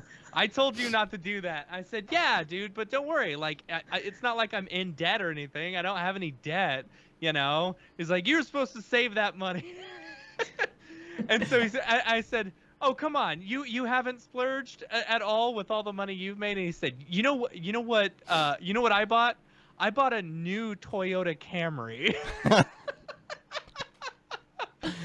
Oh, okay. I'm like, okay. That seems but no, about dude, right. Mike is busier than ever now because he's running his own businesses and stuff like that. No one's gonna retire from this. We're all gonna, I don't know, maybe. Well, maybe some will retire. My question for you would be, where do you see this going for you in the next 10, 15, 20 years? And do you feel like your plan will change as you get older? Like, where do you feel yourself fitting in to this industry in, let's make it a long time. Let's make it 20 years. 20 years from now. Mm-hmm. 20 years from now? I mean, I would love to, we've been talking, come back full circle. We've been talking about like, okay, like what advice would you give motion designers starting out, wanting to venture off into their own freelance endeavors? 20 years from now, I think it would be really great to be in a position to give people opportunity at motion design jobs and gigs and stuff like that. I love the creative stuff, but I think what really draws me the most to the work that we do in this, industry, in this collective of people, is just interacting with everyone else in the industry, just forming those connections, making friends. I mean, I feel like half the stuff I did my whole life, whether it was playing sports or being part of some organization or, even just like doing motion design, was like the fact that I was going into an office or I was going to a sports team and hanging out with friends. Like, that's all I want to do. Like, I want to create and I want to be with like just great people creating together. So 20 years from now, if I could create that opportunity, I think that's where I would love to be. Just hanging out with people, creating stuff, and helping people tell stories or create something that's they're picturing in their mind that they want to get out into the world. So that's what I would love to do. I feel like other industries, there's always this thing where like, oh, well, that person's old, so they're not as relevant anymore, right? Like that's the whole, and I don't know where that is with Mograph because it's not an old enough industry yet, but there's still that fear with me that, oh, you're 40 now, you're not going to learn anything else, right? You're going to be that guy where they're like, he doesn't know how to do, advanced AI particle simulations on this new platform. Right. That will be me because I'll be the 50-year-old who doesn't have time to learn that stuff. That's and I don't know where this goes in Mograph because it's not an old enough industry yet. And that's always my fear of the future. It's like, okay, do I need to be learning this stuff? Do I need to be learning this new thing on the side or whatever it is to keep up? Or is what I'm doing enough because I'm going this other route and it's irrelevant at this point, right?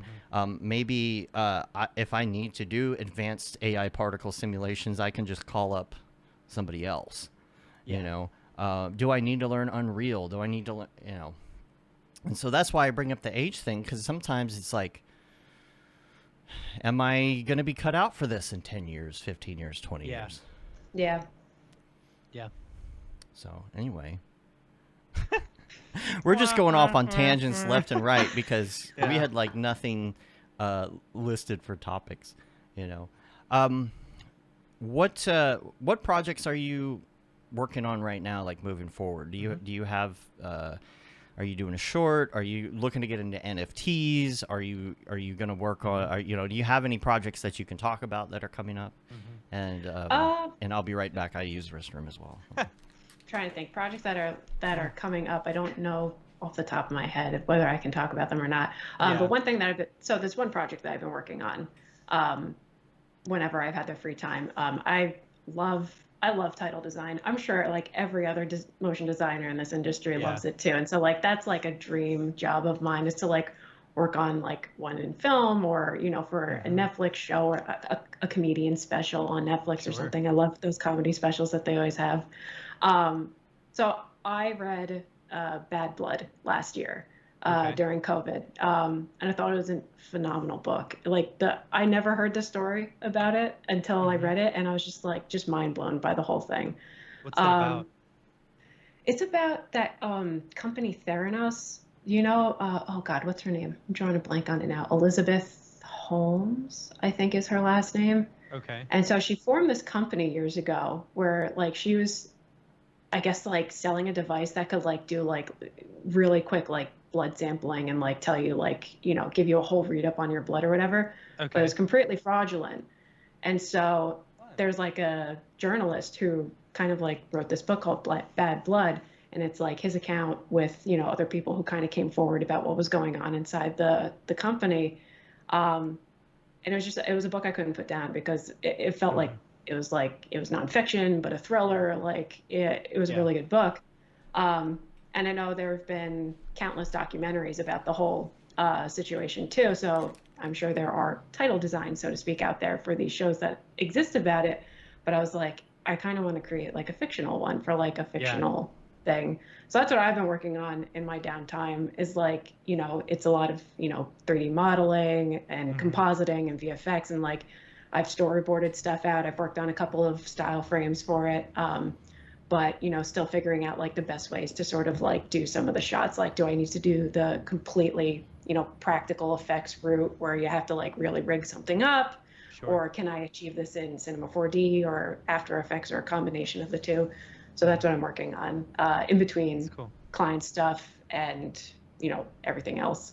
Let me ask you this. How long, when you got out of college and you went to work in broadcast, how long were you working in broadcast?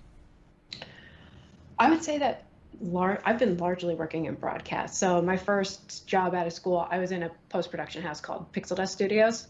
Okay. And so a lot of the clientele was like Discovery, National Geographic, those types of shows. And so we were doing a lot of the graphics packages for those things, doing a lot of the interstitial graphics in the shows as well. When I came back up to New Jersey after being down there for like a year, that's when I kind of got into like the day of air kind of like broadcast environment. Right, sure. And I was in there, I was doing that for like the longest time, and then somehow like switched into like still staying within like broadcast television, but then more so on like the marketing or advertising end of it. Sure. Okay. So I've been pretty much in broadcast for like the most part. I was gonna say, because like talking about your love of title design, you know, I feel like having a background because in broadcast, you know, definitely lends itself well to that. Like Dave and I used to work at a company together where we were doing logos, you know, flying in logos and stuff like that. And that became, you know, something that we truly loved doing and got really good at it, and were able to do those really quickly, you know. That was actually going to be my question. Understand. Yeah, I definitely understand the love for title design, especially having a broadcast background. And doing those dailies, like, or, you know, daily things that had to be done like real quick on the fly and all of that. Did that repetitiveness do you feel like it gave you an edge as far as like being able to do stuff quickly? I don't know if it felt like it like gave me an edge. It was really just more so an opportunity to like just like have some more familiarity with like the different tools that are in Cinema 4D and, you know, After Effects, just kind of, you know, working myself to like a quick deadline. But I mean, yeah, like that's what broadcast is though at the same time, especially when you go to more of the like day of air end of things. You know, it's really like quick turnaround stuff that has to be done for that day because stories are breaking constantly, especially in like broadcast news. And that's what I was in for a large part of it as well. But for the stuff that I was doing in the post house, you know, we had, I forget how long we would have for those types of things, but like, yeah, you're putting together lower thirds and interstitial graphics, which you're always kind of specialized, and you're working on like, you know, a show opener. So I think that's really where I did kind of fall in love with like the title design stuff, because the show openers were always just like really cool, like doing flashy stuff. And it was always a combination of, I mean, at the time, like Real Flow and Maya and After Effects and Nuke and stuff like that. I feel like the fast-paced stuff has really helped me in the past to really just, you know, what tools you can use. Like if you're doing a fast-paced thing and you got to do something you've never done before, like I don't know, you got to do like a liquid sim or something, that's not going to fly, right? It's like, no, this is day of, it's not time to learn something new. You gotta go. That helped me really lock in just my, it helped me lock in the repetitiveness, the 10,000 hours of doing something, you know, because you do it every single day. Also, you learn where and when you can cheat, you know, as well. You know, that's a big thing. Yeah, there's something fun about that fast-paced day of, you know, some of the stuff that I did when I was on the road was like graphics packages for live shows and things like, you know, arena shows or whatever. It was always like, you got to get in there that day, start setting up, get your stuff running, and do the graphics for it, and be ready to go by 6 p.m. when the doors open. There is no getting around that. And if you're doing a live show on TV, it's the same thing, right? Like if you work for the Daily Show, you got to make those graphics that day.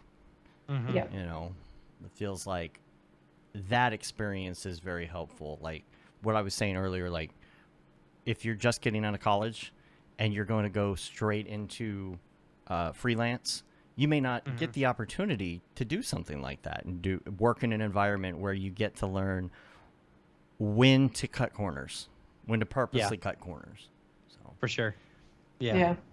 I'm also really bad about cutting corners. Like there are times in which I could just use stock footage and I'm like, or you know, like fake a simulation when I'll actually go through and actually do a full simulation. It's like, why isn't this working the way I want it to? Oh, because you're using actual particles, stupid. Stop that.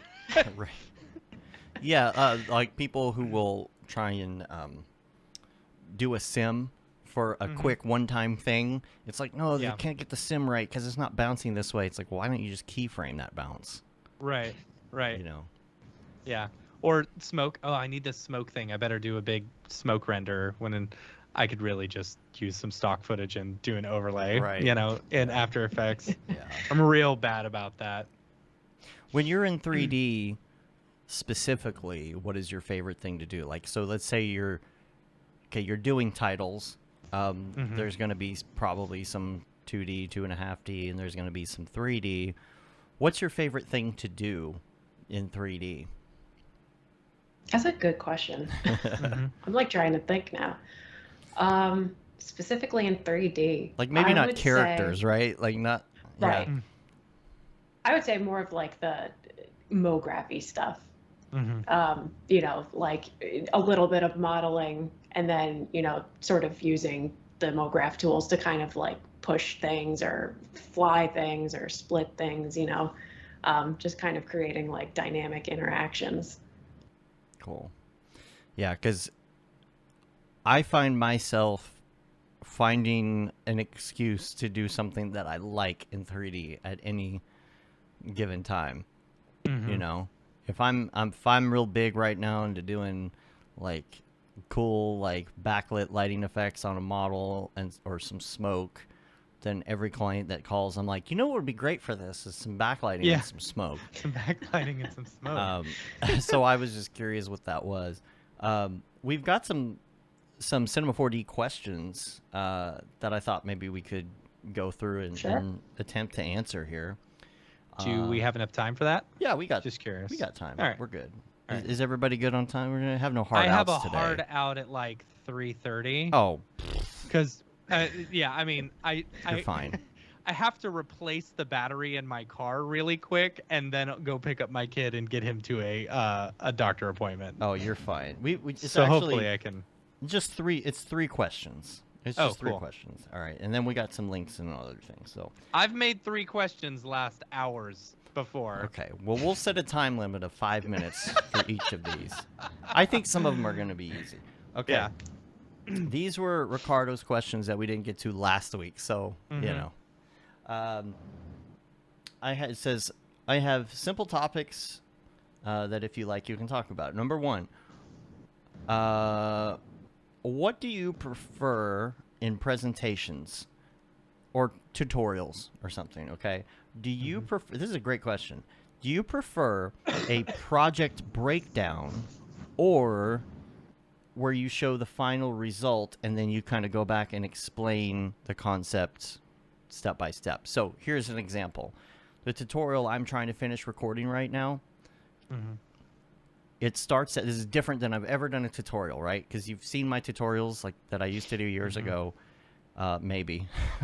And what I do is I will say, here's how you do this thing. And I'll start from the beginning and I'll go step by step by step by step by step until I'm to the end. This is different. This tutorial I'm doing, I start out in Turbulence FD. I show some of the main features of Turbulence FD that I think are important. I don't cover everything. And then I go to a project breakdown and I say, here's how I use these things in this. But I don't show every single step because it would take hours to show all of that, right?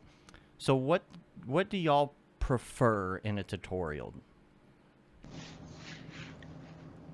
I'll let Caroline go first. I was just going to say, I don't know if you want to go first or not. I think like you just said, right? If there's a ton of steps involved, like you'd rather just kind of like have them kind of walk you through it. I would say that I actually kind of like when people break down a project because then you can kind of see like from start to finish, how everything went. But, if it's going to be like a 5-hour long tutorial, it's sort of like, well, I don't have 5 hours to really watch how you got to the end. So yeah, it's like the practical use versus I need to know exactly how to do this right now. Right. Yeah. My favorite types of tutorials are when someone goes in and like shows you. So say, for example, there's a step-by-step process that you need to go through. Instead of just saying, okay, first we're going to click here, and then we're going to click here, and then we're going to type 3.5678 4, and then we're going to do this. I hate those. what I like is when someone's going through and saying, okay, we're going to click this because this is what this does, and then we're going to do this and this is what this does, so you're not just going through and creating, you're not just going through and creating the exact same thing that the author is creating.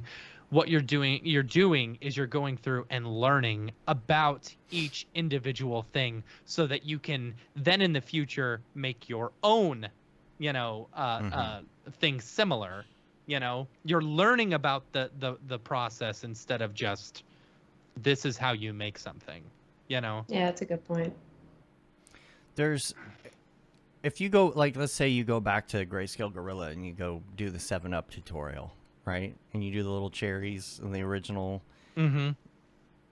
All you're going to have in the end is that final product, and you really don't want to put that on your reel. You will have learned something, that's for sure. Mm-hmm. I think definitely don't put it on your reel. Yeah. When I watch the 3D Motion show, and I watch everybody at the 3D Motion show, for the most part, they're doing breakdowns of stuff that they've already done, right? And they'll go to a certain part of it and say, okay, in this particular scene, there's an overlay of a graphic here, and here's how I did that little part. But they're not going to go through and do the entire project. They don't have 5 to 10 hours to show you how they did that. I feel like it's good because you do see the practical applications of things, and then if you decide, oh, you know what, I understand why that's good practically, and that's probably a good thing for me to learn if I want to do this kind of thing. Maybe you go find another tutorial on it, right? Mm-hmm. And people have done TFD tutorials a million times, I'm sure. I didn't specifically go out and say, oh, there's a need for Turbulence FD tutorials because they're out there. Said, I want to show people what I've learned, how I do it, what I think of it specifically, and how I use it practically. But there's, of course, ups and downs to both of those things. But, yeah, it's something I never thought about before. For the most part, what would people prefer? Yeah. There is also the I do like the idea of saying, if someone's saying, we're going to mess with this setting, here's what I use, this is what it does, instead of like for you, for example, the biggest thing for me is getting to understand why I'm doing those steps, more the why instead of what it should be. You know what I'm saying? Maybe there's two ways you're going to watch a tutorial. You're either going to be in a jam and you're trying to figure out exactly how to do this one specific thing, and you're going to open the tutorial, skip to the part where they're doing the thing, and then be done. Or it's something where you're going to turn it on your TV and you're going to let it run while you're doing something else. Right? So, like, 3D motion shows on all day, you're going to put it on your TV and leave your TV on while you're doing your emails, and you're like, oh, that's really... And then you stop and you're like, oh, that's really cool. That's not watching Dave's tutorial on how to make espresso turn your wheels exactly this specific way, and these are the formulas. So, that's something I've been pondering, and, there's... even the question is, what do you prefer in presentation? So it's there's no right or wrong answer to this. It's just a breakdown of what those are. So let's go to the next one. Why C4D? Okay, this is subjective, I guess. But Ricardo says, why Cinema 4D is going more to the realist PBR, ArcViz, hyper-realistic animations, and less Mograph, cartoon, Illustrator, EJ style. Now, I feel like that's a question... I don't know. Well, that's a question that comes from what you surround yourself with. Wouldn't you feel? Totally agree. Like, I don't see it going specifically that way. I mean, I know, I get it. You go to the Octane Facebook group, that's what you're going to see, right? You're going to see... you're going to see Ariev, you're going to see Raphael Rao. They're doing these ultra realistic things. I think if you are saying more architectural, realistic stuff, then it just might be a product of who you're following. Yeah. Yeah. It's one thing, like, so when I got into cinema, my ultimate goal was to create an interior scene that looked photoreal. You know, I felt like if you could pull off an interior scene that looked photoreal, you had made it. And now I wish that I had focused more on, because I don't care about that. Like, why would I want to do that the rest of my life? Right. Like, what I would love to do with the rest of my life is to make $1 billion or $1 million, retire, and just make cartoons all day. And if I'm gonna do cartoons, I'm not gonna do photorealistic cartoons. You know, I'm going to do cartoony cartoons. You know, it's like cartoons. I wish I had I had focused more on the non-photorealistic looking stuff.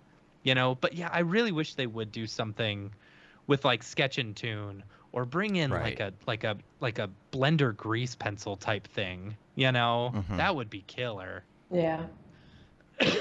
Well, I'm looking at your stuff right now, for example, on your Instagram, right?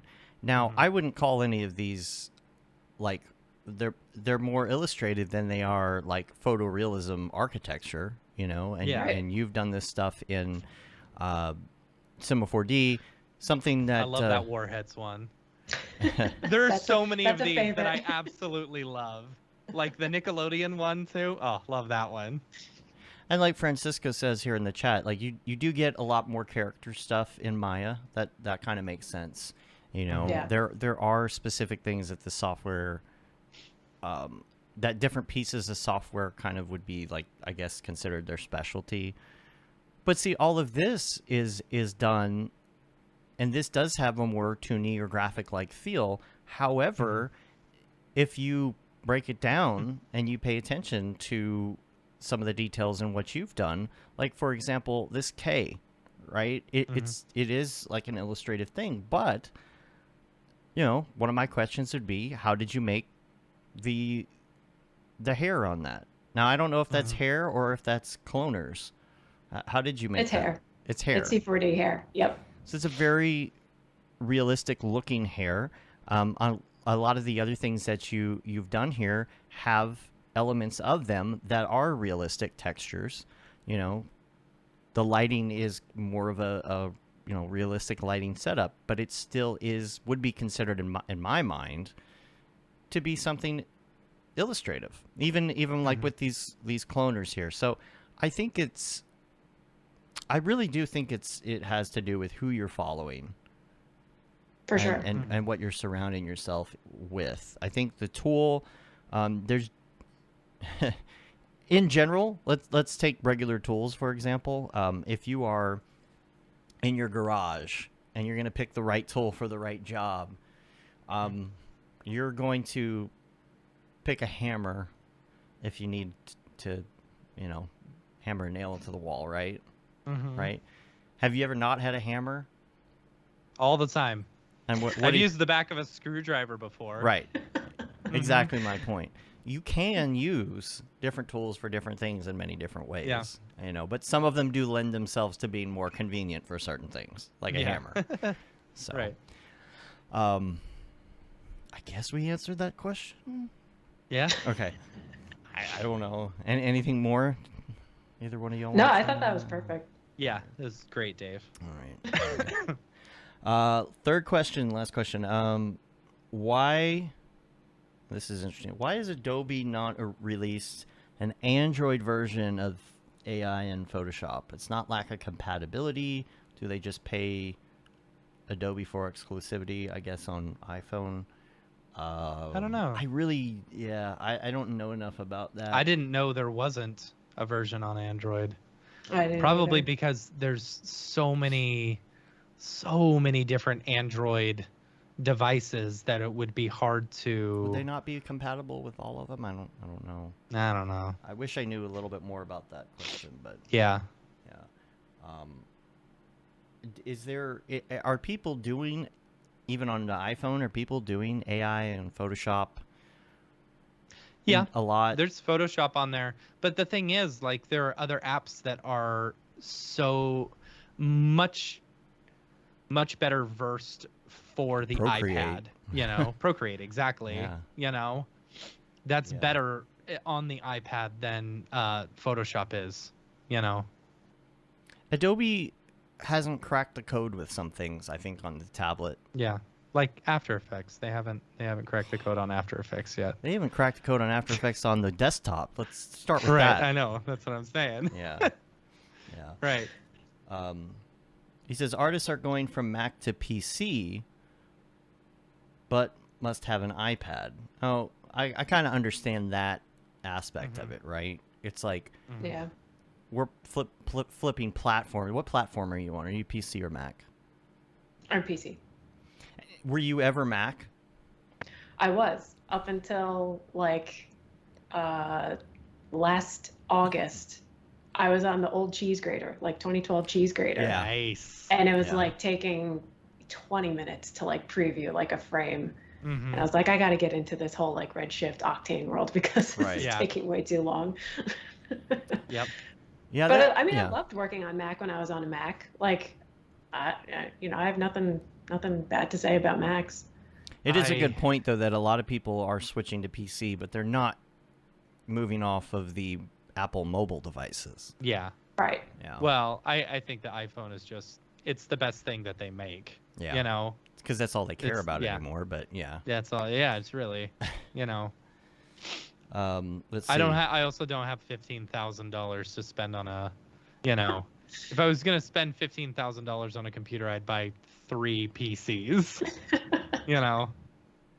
Oh, I was trying to remember what this was, but he said with On the Hub, this is just an extra point. With On the Hub, we can have C4D and Redshift free for 6 months if we're students. So I didn't know what that was. Apparently, there's a site called On the Hub. If anybody's interested in checking that out, and it's like a student website for software and things. So it says that's as cool. a student, we can get X Particles 90% discount. Wow. And I've never heard of this onthehub.com. Yeah. Wow, that's cool. Okay. Yeah. I'll have to remember that.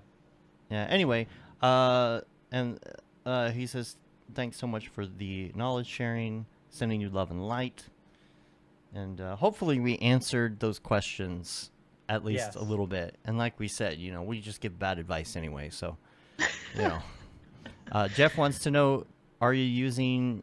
Well, you mentioned Redshift and Octane. What did you end up? Did you end up using either of those or both, or?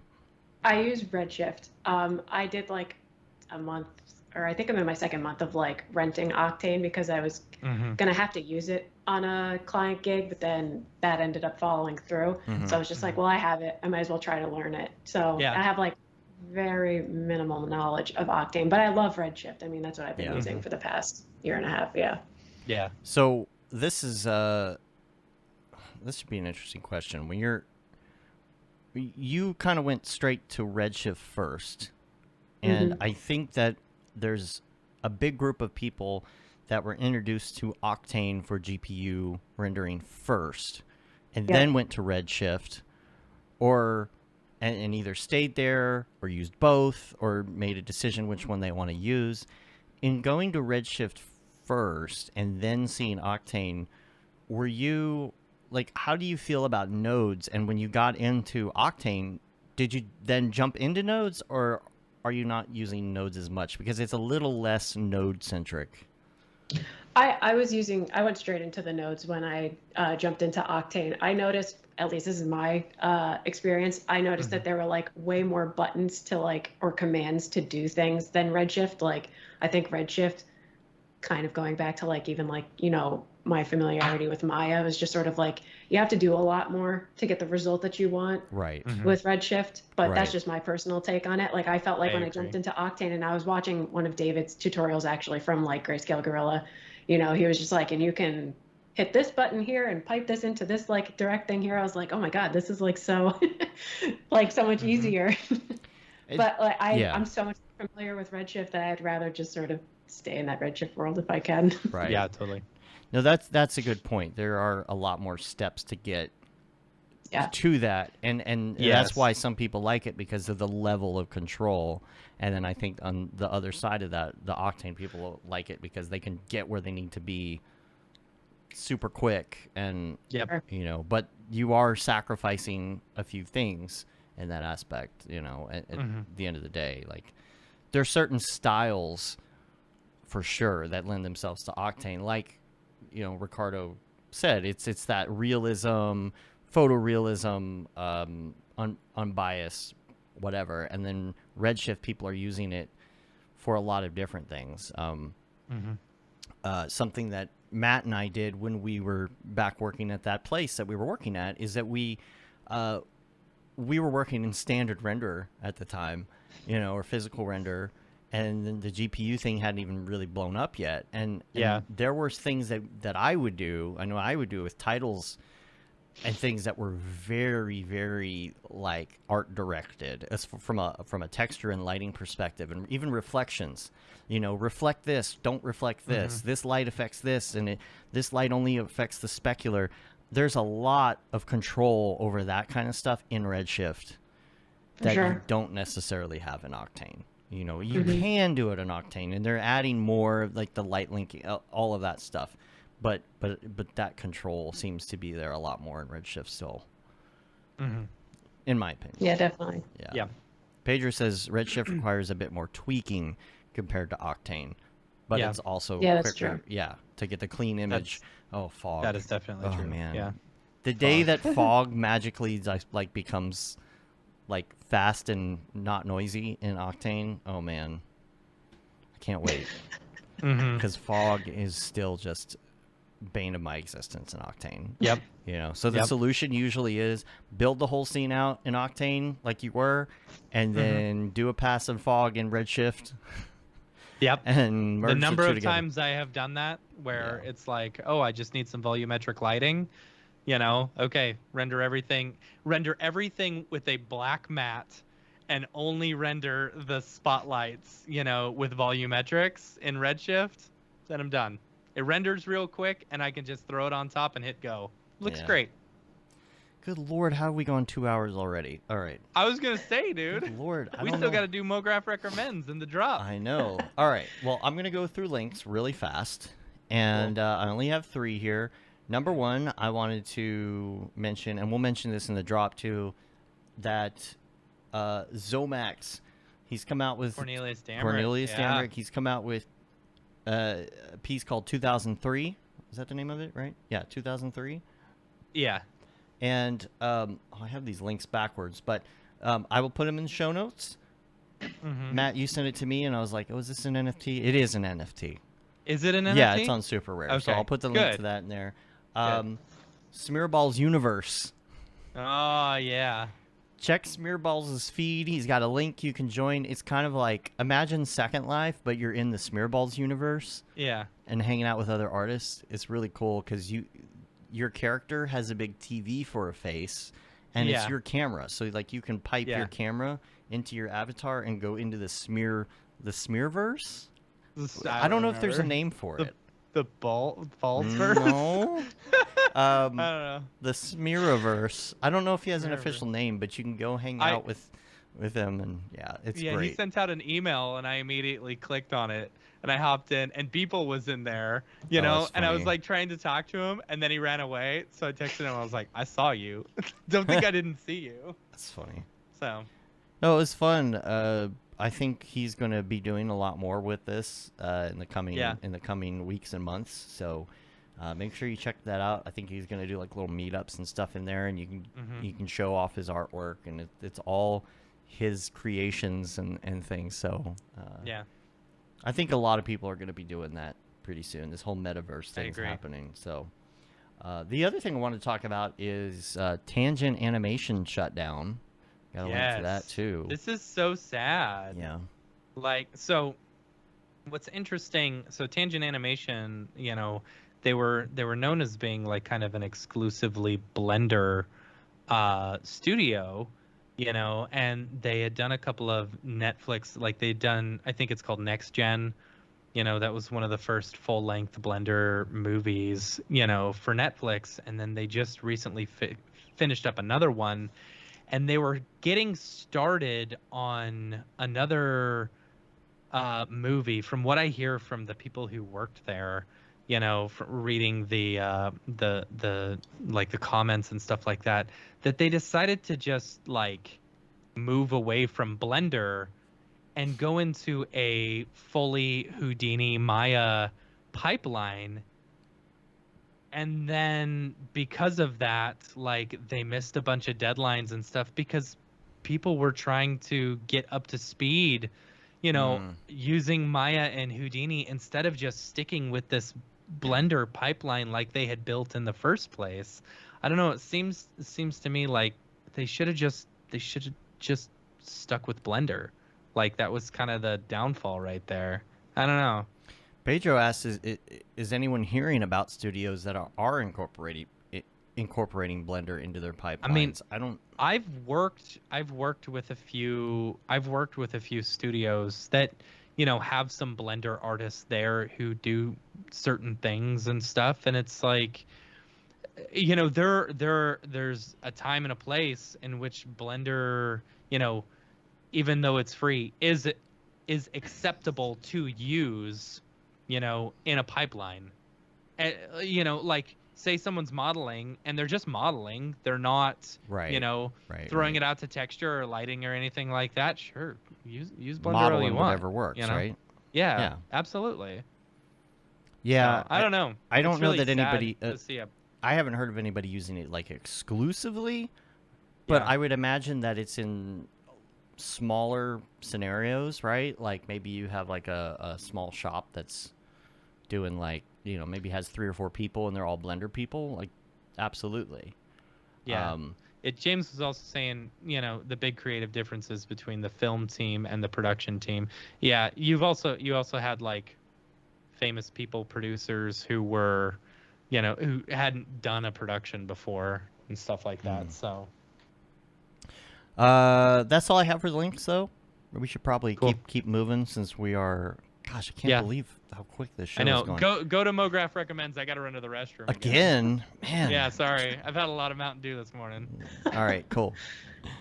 All right, let's see. Yeah. Pedro brought up a good point too. You know, working at a studio, you got to hand over your files, and most of the time they're going to be like, okay, you're going to hand us like After Effects and Cinema 4D files or Maya files or something.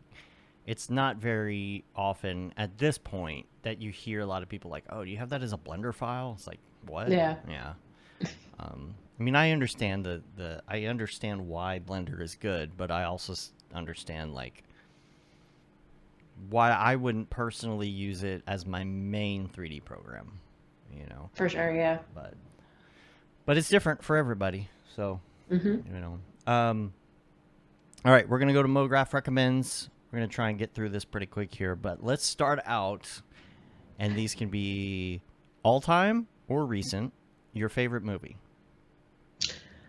All-time favorite movie is Mrs. Doubtfire. Okay. All right. It's just, it's timeless to me. All right. Why, though?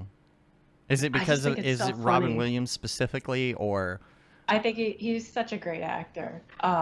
Yeah, no, it's just so funny. Like, that's a movie that I can quote like endlessly. Like, that's like a movie that like I joke about with friends all the time. Like, if there's a world life scenarios at the phrase, like, and there's something relatable to that movie, I can just like immediately think of it. Did he have a beard in that movie when he wasn't Mrs. Doubtfire? I can't remember. He shaved it off. I don't think so. I mean, it maybe like, you know, like a very short little, but yeah. I always think of the quote from Family Guy when Brian's like, you know, it's going to be a touching comedy when Robin Williams has a beard. You know? Yeah, that's true. It's true, though. All right. Music.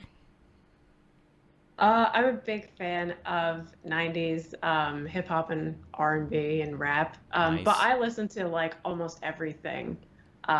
like alternative rock, 80s rock. Trying to think like what else. I don't know. Like I listened to a ton of OAR back in the day, but I always inevitably come back to like Lauryn Hill Mm-hmm. and Beyonce and Jay-Z and Tupac and Biggie and those guys. They're constantly in rotation. Do you listen to new stuff, new music? I don't. Not really. Like, yeah, really not a lot of new stuff. I'm always just listening to the older stuff. Like The Miseducation of Lauryn Hill, I kid you not, is an album that is in so constant good. rotation. It's so good. So good. And I'll tell you this, I got a friend, well, my friend actually worked on that album and said there was another album coming that never came out. No way. And it was going to be so good. Oh my Yeah, God. I know. I nobody's think that's ever what heard it. anyone who like loves Lauryn Hill is always just like she should have done at least one more. And there was, it's just nobody has ever heard it. Wow. Apparently. So, I find it interesting that the older all of my friends get, the less they know about new music. And I was kind of trapped in that whole, this is before Spotify. I have my playlists of all the things that I like from high school and my 20s, and that's it. I don't know anything about any new artists or any new music. Nope. Or, it's been interesting ever since Spotify came out. I've been really big on getting into new music and liking new artists and listening to new artists. And with my daughter, it's interesting because I will know the music that she's talking about, right? But I'm noticing how many of my friends don't listen to new music after like the age of 25 or something. Yeah. And It's true. Yeah, it's weird. You just kind of, your brain grew up with this type of music and that's what it likes. And then, and boy, what kind of music was it? Well, we're talking about listening Okay. to new music when you get older. Okay. Learning about new artists and listening to new stuff as you get older, and you do that less and less. And it's like, I think a lot of people know who Travis Scott is now, but originally when Travis Scott was starting to get big and I mentioned Travis Scott, a lot of people were like, oh, I don't know who that is. Because he's a new artist, and it's understandable. Right. I don't know. Who's a new artist right now that you hear the kids talking about? What's an artist? Name an artist, Matt. What's a new artist? Taylor Swift? I don't know. All right, 2007. My brother-in-law hit me up last night and he said, "Hey, because he knows my love for ska." And he said, "Hey, there's some ska band playing at the closing ceremony in Tokyo." And I was like, "Oh, is it Tokyo Ska Paradise Orchestra?" And he goes, "How in the world do you know my that?" gosh. I mean, it's appropriate. Seems appropriate. I mean, yeah, absolutely. Yeah. Yeah, It's I don't coming. know. I really have been enjoying listening to new artists, and I'll send stuff to friends. I think I sent a playlist to Jeremy, actually. Mm-hmm. And he's like, I would have never known about any of this music. He liked it, and he's like, yeah, I put this on while I work, and it's great. And interesting, though, like the older you get, the less new music. I encourage everybody to go take a song you like and right-click on it in Spotify and hit radio and listen to some new music. Yeah, absolutely. That's a good totally. suggestion. I think maybe the only one new artist that like I actually really like that I discovered maybe 3 or 4 years ago is Anderson .Paak. Like when he first started coming up, he's got some like really awesome albums. Like even some of his older stuff from like 2016. Like those are some albums that I can like listen to continuously. Mm-hmm. That's good. I feel like you're, they say your brain, the whole neuroplasticity thing, and like, you kind of just lock in all this stuff the older you get, and your brain doesn't want to change. I feel like that's one of the things that just helps you stay a little bit more adapted as you get older. I'm not going to get old, dang it. I'm going to be the cool dad. Good luck with that. Yeah. Actually, hey, I got a good compliment the other day because my daughter said she's cool with me following her social accounts because, like, I understand social media. I think I might have said that on the show already, but, okay. I felt like I got cool dad points for that at least. So, Yeah. All right, the next thing I give my kid free reign of YouTube. Oh boy. That's why every time I go to the bathroom, I'm like, "What are you watching? What are you watching on YouTube right now?" Well, you also tell him not to watch things, which I think is funny. Yeah, I hate Mr. Beast. Yeah, I hate Mr. Beast. Mr. Beast, man, that guy, he tortures his friends, and I don't think that's cool. Like, you shouldn't teach kids that torturing your friends is okay. You know, torturing your friends for tens of thousands of dollars. You know. Well, it's like when you saw Jackass, right? And Bam was like messing with his parents.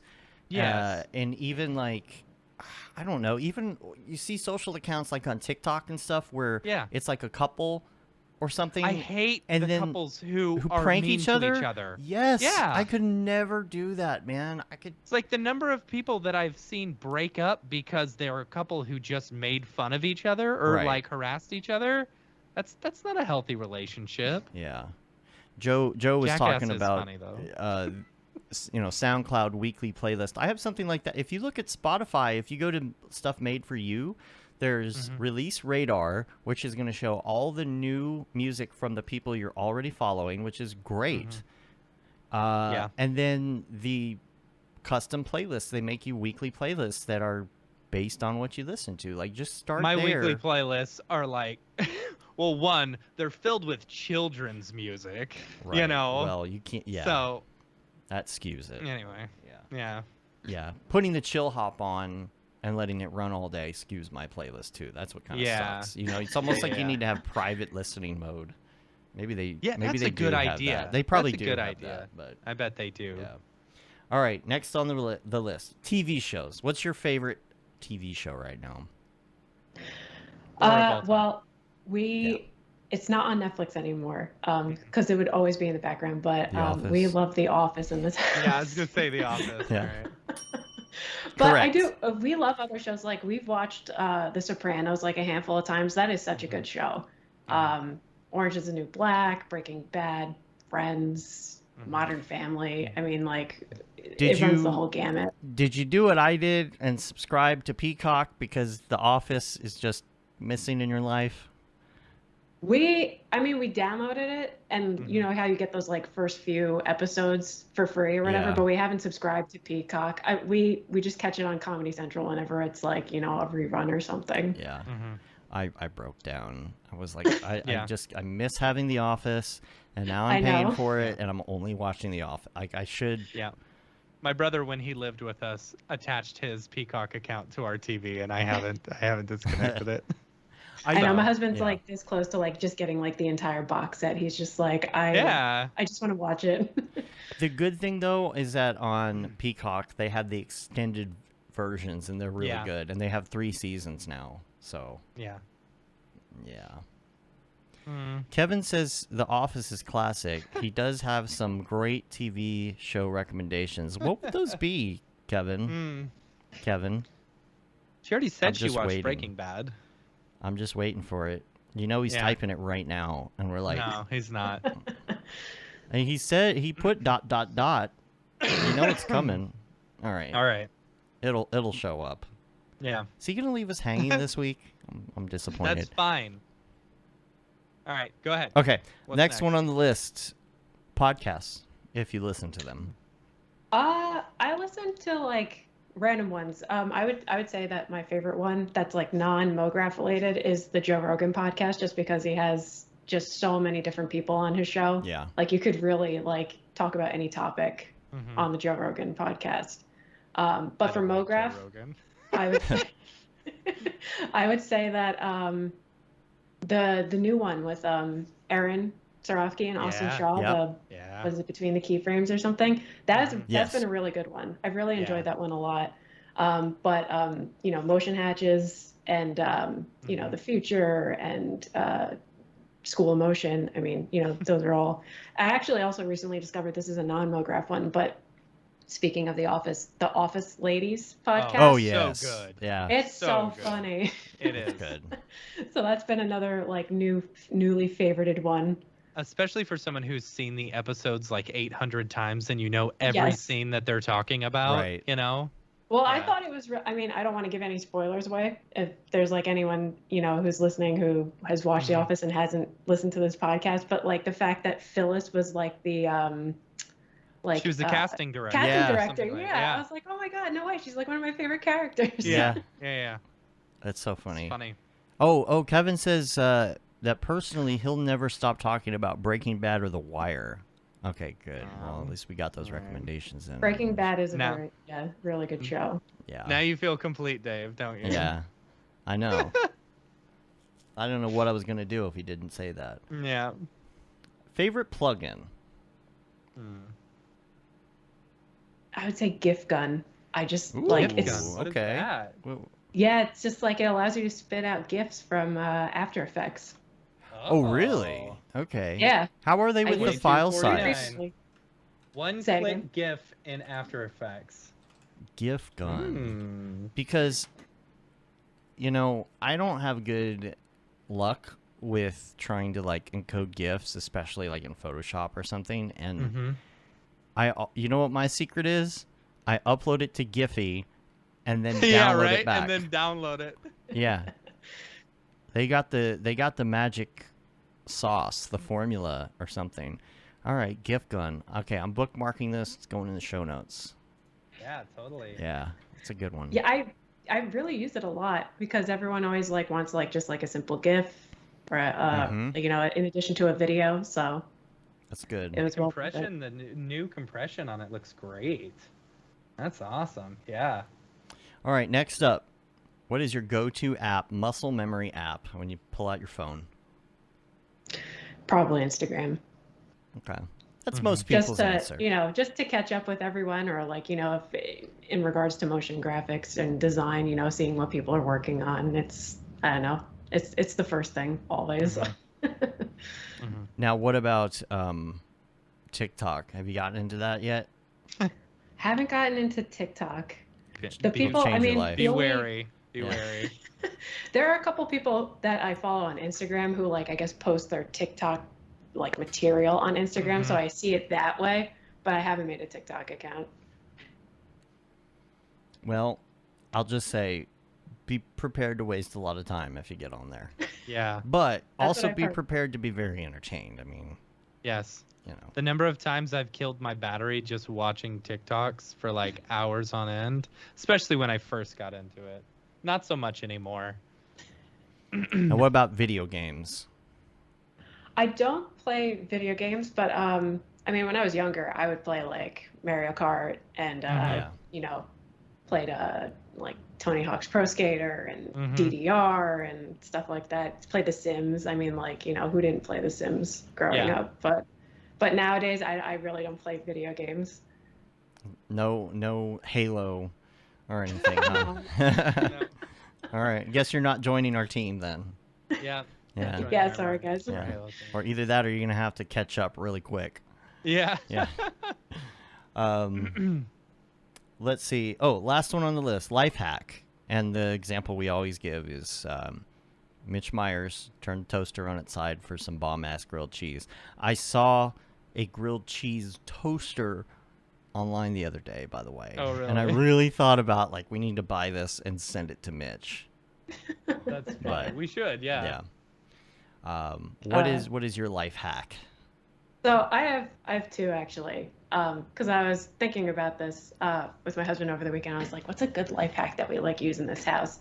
So the best way we feel to heat up pizza, to reheat pizza, is to put it in the pan because you get the crispy bottom and you still Yeah. get the really good melty cheese on top. It's a You good got idea. to. You have to reheat Have you the tried pizza putting properly. a little bit of water in there as well to make the cheese extra gooey? We haven't done Interesting. water, but we'll sometimes do a tinfoil tent, Okay. and then that'll sort of trap in more of that moisture. Yeah, I meant water and then put the lid on. Oh Yeah. yeah, no, Oh. no, Yeah, we yeah. didn't. But that's, I mean, I don't sounds- know if it would hurt the bottom of it though. You know. Probably. Yeah. Anyway. Then the second thing is for anyone who really enjoys peanut butter, you know how when you get a new container, there's always the oil on top. Mm-hmm.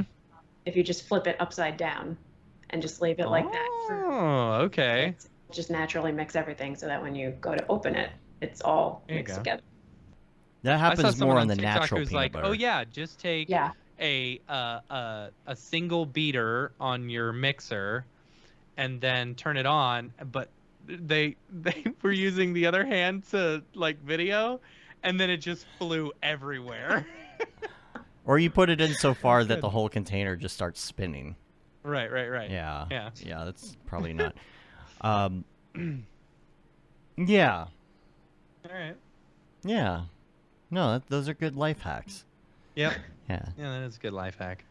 All right. All right. Should we go over to the drop? I guess we should probably do the drop, considering that we're like almost at 2.5 hours right now. We're just having so much Let's make it fun. quick. We can make it quick. All right. Let's go to the drop. The drop. Is this the fucking mic? Drop. This is exactly what I should be doing. What's up, and welcome to this week's episode of The Drop, your weekly source for all things NFT and crypto art, as well as upcoming drops by notable people in the Mograph industry. I'm Matt Milstead. Joining me, as always, is Dave Koss. Joining us this week is Caroline Lee. Hey. Let's get into the drop list. Let's do it. All right, let's do it. I'm going nifty. There was a couple people on Nifty who were doing drops, and I have no idea who they are because they don't have Twitter accounts. If you are going to get into the NFT space, you have to have a Twitter account. Yep. It's like a necessity almost, you know? Yeah, So, it's true. especially because I will completely ignore you on That'll the drop. show them. That'll show them because, you know, I'm important in this industry. Right. My Right. opinion matters. But first up, we've got future art featuring Robson the artist. Robson artist. I think this one is a curated one where future art is curating a bunch of different artists and stuff like that. And the feature artist being Robson. So kind of neat. You know, a lot of interesting, weird stuff. Very, very NFT-y. You know, these days, I don't know sometimes if the bad compression is part of the art or Yeah, if it's just the part of the art. crappy compression that Twitter has. But, Yeah, I can see that. Yeah, that right there. Oh, yeah. Yeah. I'm like, is Yeah, that on I feel purpose? like that one is on purpose. Yeah. So hard to tell. that's today, on the 9th. Next up, there's another drop today. Sam Madhu, I think I'm saying it correctly. She is an NFT artist. She's doing a drop tonight. This is this link that we've got, and Dave, you should put it in the show notes. This is a View Her Women in NFT interview. I think it's really cool. Oh, nice. You know, she talks about women in doing NFTs and stuff like that. So neat little interview there. Make sure to check that out. Then on the 10th, Coldy and Bauhaus the band. This is kind of neat. So Coldy was mentioning earlier in one of the other previous, you can see it's the anaglyphic red blue, you know. They're like giving away or like auctioning off or something like that anaglyphic red blue glasses, you know, that are signed. The as original well, 3D. which is pretty cool. Yeah. OG 3D. OG 3D. Yeah. So anyway, I thought that was pretty cool. Bauhaus is a band. Apparently they're like a new punk rock band or something. Okay. So then on the 12th, so this is not what Crypto Spectre is going to be dropping. I just wanted to do an example of Crypto Spectre's work because Crypto Spectre looks like they're doing VR cinematic stuff, which is pretty cool. You know, I'm interested. This is like a big beef I have with Nifty. It's like Right. just show the work. Show the you work know? for the love of God. Show the work. I don't want to see it when it drops or that day. I want to be able to see the work like when you announce the artist. Or if it's Show supposed me- to be a surprise, at least show us a sample or a tease Yeah. or something so we understand. It's one reason why Yeah, I really like Maker's Place. You know, it's like I know what I'm bidding on. Mhm. You know, whatever. So that's the 12th. That's Crypto Spectre. Yeah. So that's it for Nifty right now. We'll move over to Maker's Place on the 10th tomorrow. Musketon? Musketon? I don't know. There's did a piece called Socially Wasted. Oh, this is cool. You know, it's neat. Facebook, then the Daft Punk type thing, you know, kind of neat. It does look like actual Daft Punk. Yeah. This is good. This is well done. Yeah. Yeah, I like that. It's funny. The one, it almost looks like a Beeple piece. Yeah. Yeah, that's funny. Huh. Yeah. All right. Caroline, you're probably fine. Like, it's probably because it hit too long of a recording. I have a feeling as soon as you hit stop, one of two things is going to happen. Either it's going to crash, or it will be which fine. is okay because it will bring back up. Yeah. You know, or it will stop. It's probably still recording. Yeah. We'll just keep going. We're fine. Okay, You're fine. You want to keep going instead of like stopping or anything? You're fine. Dave? Just keep going. Okay. Just keep going. Worst case scenario, this is just a drop. Whatever. Yeah. That's all. No big deal. So yeah. You're fine. All right. So then on the 11th, Julian O'Haon, Black Paris, is doing a drop on Maker's Place. That should be fun. Dark mode 02. You know, so I remember there was a we talked about there was a version 1. It's pretty. That giraffe. I like that. Yeah, that giraffe was pretty. That was a dope giraffe, yo. That was a dope giraffe. A very interesting mix of medias as well. Like the way right? Yeah. Huh. Yeah. Cool. So there's that. Then on the 12th, Frank Frazetta. I don't know if it's the Frank Frazetta legacy stuff. So Frank is known for doing like he's like the godfather of fantasy art and stuff like that. You know, like better than Ronald Chevalier too. Please tell me someone gets that joke. Anyway, anyone? Ronald Chevalier? Ronald Chevalier. Anyway, and then on the 13th, Matt Gondek is doing a drop. This one's cool. I really like this one. Rats, you know, it's really pretty. I like the work. You know, I think the lighting and everything is very pretty. And I love those textures. Those textures are nice. Rats. Is that a Mickey Mouse skull? I have no idea. Supposed to be a Mickey Mouse skull? I mean, you want to get sued? You want to get sued? All right. So yeah, that's it for Maker's Place.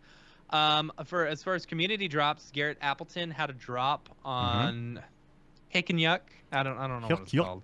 I'm just gonna call it Hick and Yuck for the rest of my life. Said, hey, Matt and Dave, I dropped a new piece, which is the first in a series of pieces I'm calling The Deep. Each new NFT will be a continuation of each other as the hero submarine makes its way up to the different biomes in the oceans. It's far brighter animation than my normal style, which was fun to break the mold. That's cool. I like that. It's not loading very fast. I've been noticing that Hick and Yuck has had a hard time lately with some of the NFTs and the animations. They're and getting stuff. probably, right? Yeah, maybe. Yeah. You know, as long as you can remember how to get there. But Garrett's will be in the show notes if y'all want to check it out. Heistnuck.xyz. Heistnuck.xyz. Yeah. Popo Shijo. Anyway, a couple other things to note in the NFT space. Our good friend Frederick Duquette, otherwise known as Fuck Render, is doing what he's calling fuck crystals. Yeah. So, if you remember last week during the show, one of my NFTs that I had for sale sold. It was the one that Fuck Render did with Zed. And I was really surprised. That one started moving a lot. Like when it first dropped, they were only going for like $700, which is way less than whatever the actual, you know, what we paid for it. So, you know, I just let my ones for sale sit, you know, and I was very surprised it sold because I sold it for like an extra $1,000 or whatever, which is cool. But what's happening is Fuck Render is doing something called Fuck Crystals, where you can burn 2 of his pieces and receive, you know, a fuck crystal, which is, you know, okay, cool. You know, What do you do with it? I love what some of the artists are doing right now in order to help drive up sales and stuff like that. For example, I'm not gonna say exactly what's happening, but if you own a Blake Catherine, you might be in luck here soon. Or you should buy a Blake Catherine if you don't already have one. So Anyway, that is all I will say. yeah. Blake Catherine, of course, being one of my favorite NFT artists. So, yes, that's about all I got. Dave, you got anything? Other than Cornelius Damrick released his newest piece. You know what's so It's on funny? Super Rare. Like, yes. Yeah. I was curious if this one. Oh, cool! I didn't see the animation. That looks awesome. Yeah, I think he's got a little Wolfenstein going there. Oh, that's funny. A little Matrix. I love the tape. I love the tape. The reference to the kid that was taped up on the ceiling.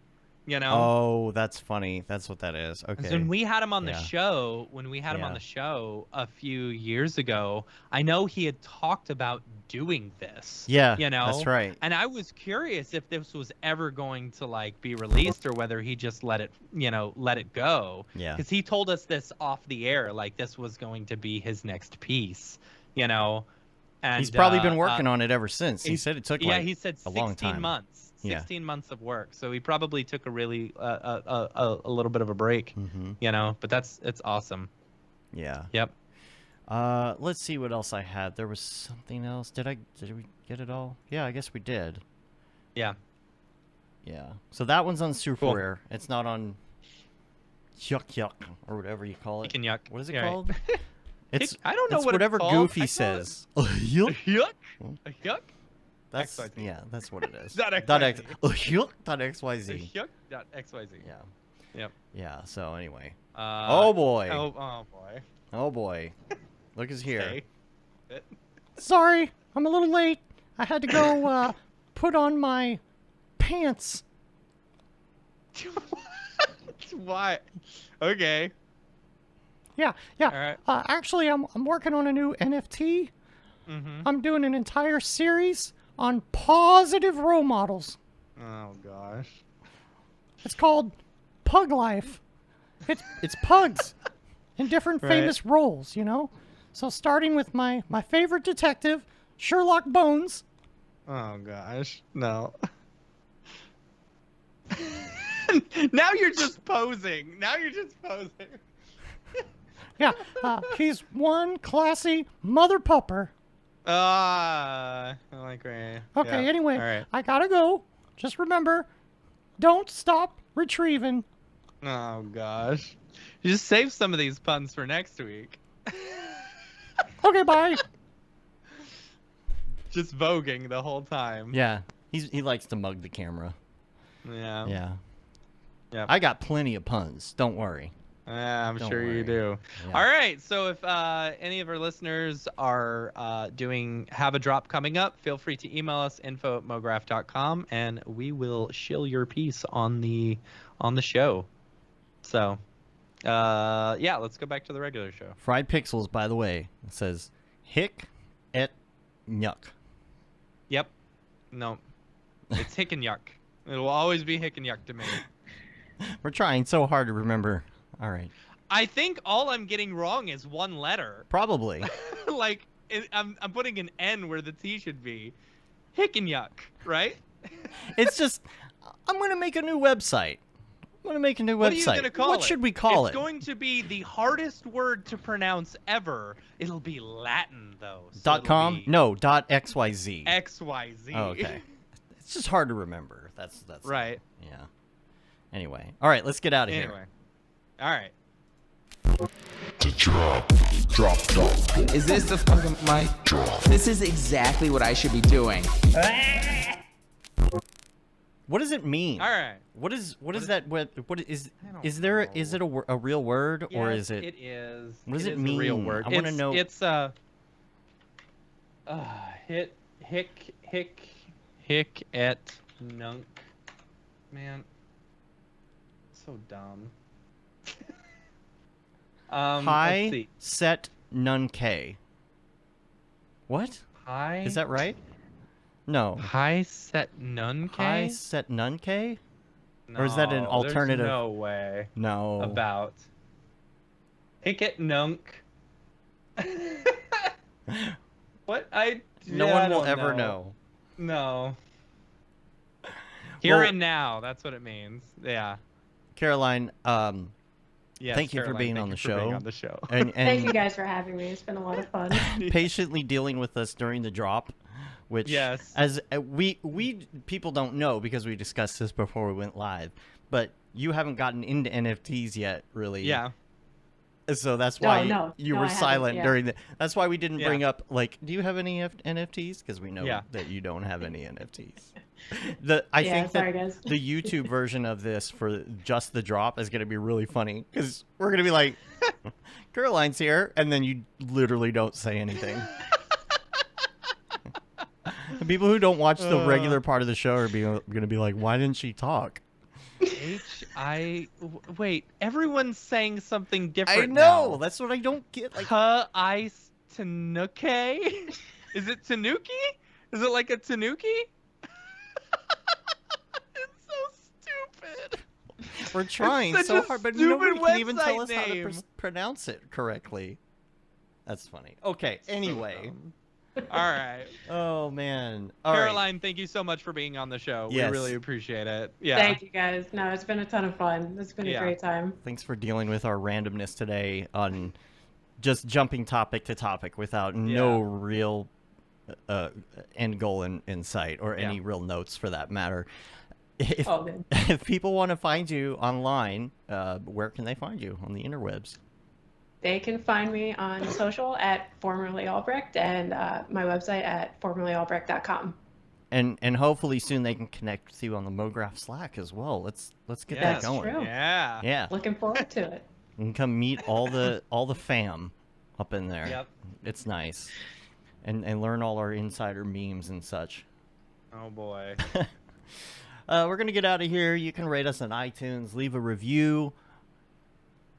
Just go to your podcatcher of choice, type in Mograph, and subscribe. That really helps get our ratings up, and the reviews help as well. You can subscribe to the newsletter, which goes out every once in a while, sometimes. We didn't have one last month. No. We didn't. And so usually it goes out around the 9th, which is today. So I was hoping to finish my tutorial first, so I'm going to try and do that tomorrow during the day. Despite feeling there you go. like First I thing in the morning. talk Oh, about- physical therapy. I didn't know you were going to physical Well, therapy. I'm going to physical therapy for the thing. I talked about the thing.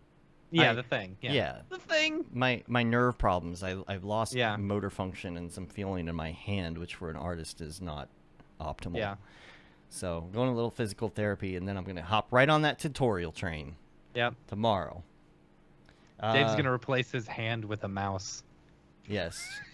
With a robotic. Actually, I think that would be better if I had some AI. I think it would too. Yeah. I could do things faster. If I could just think Yep. what I needed to do, that'd be a lot faster. You can say you've been there, done that, got the t-shirt with the Mograph logo tee. Make sure you get that for these meetups. You know? Yeah. The Paul Babb Feel the Bab 2020 shirt, all the profits from that go to Doctors Without Borders. The Render Things t-shirt, hoodie, and long sleeve tee. The That Render is Fire shirt, which you're only allowed to wear, ironically, unless you're shams. And, of course, the Mograph Blandishment shirt. And we are on Facebook, Twitter, Instagram, YouTube, TikTok, and Mograph.com.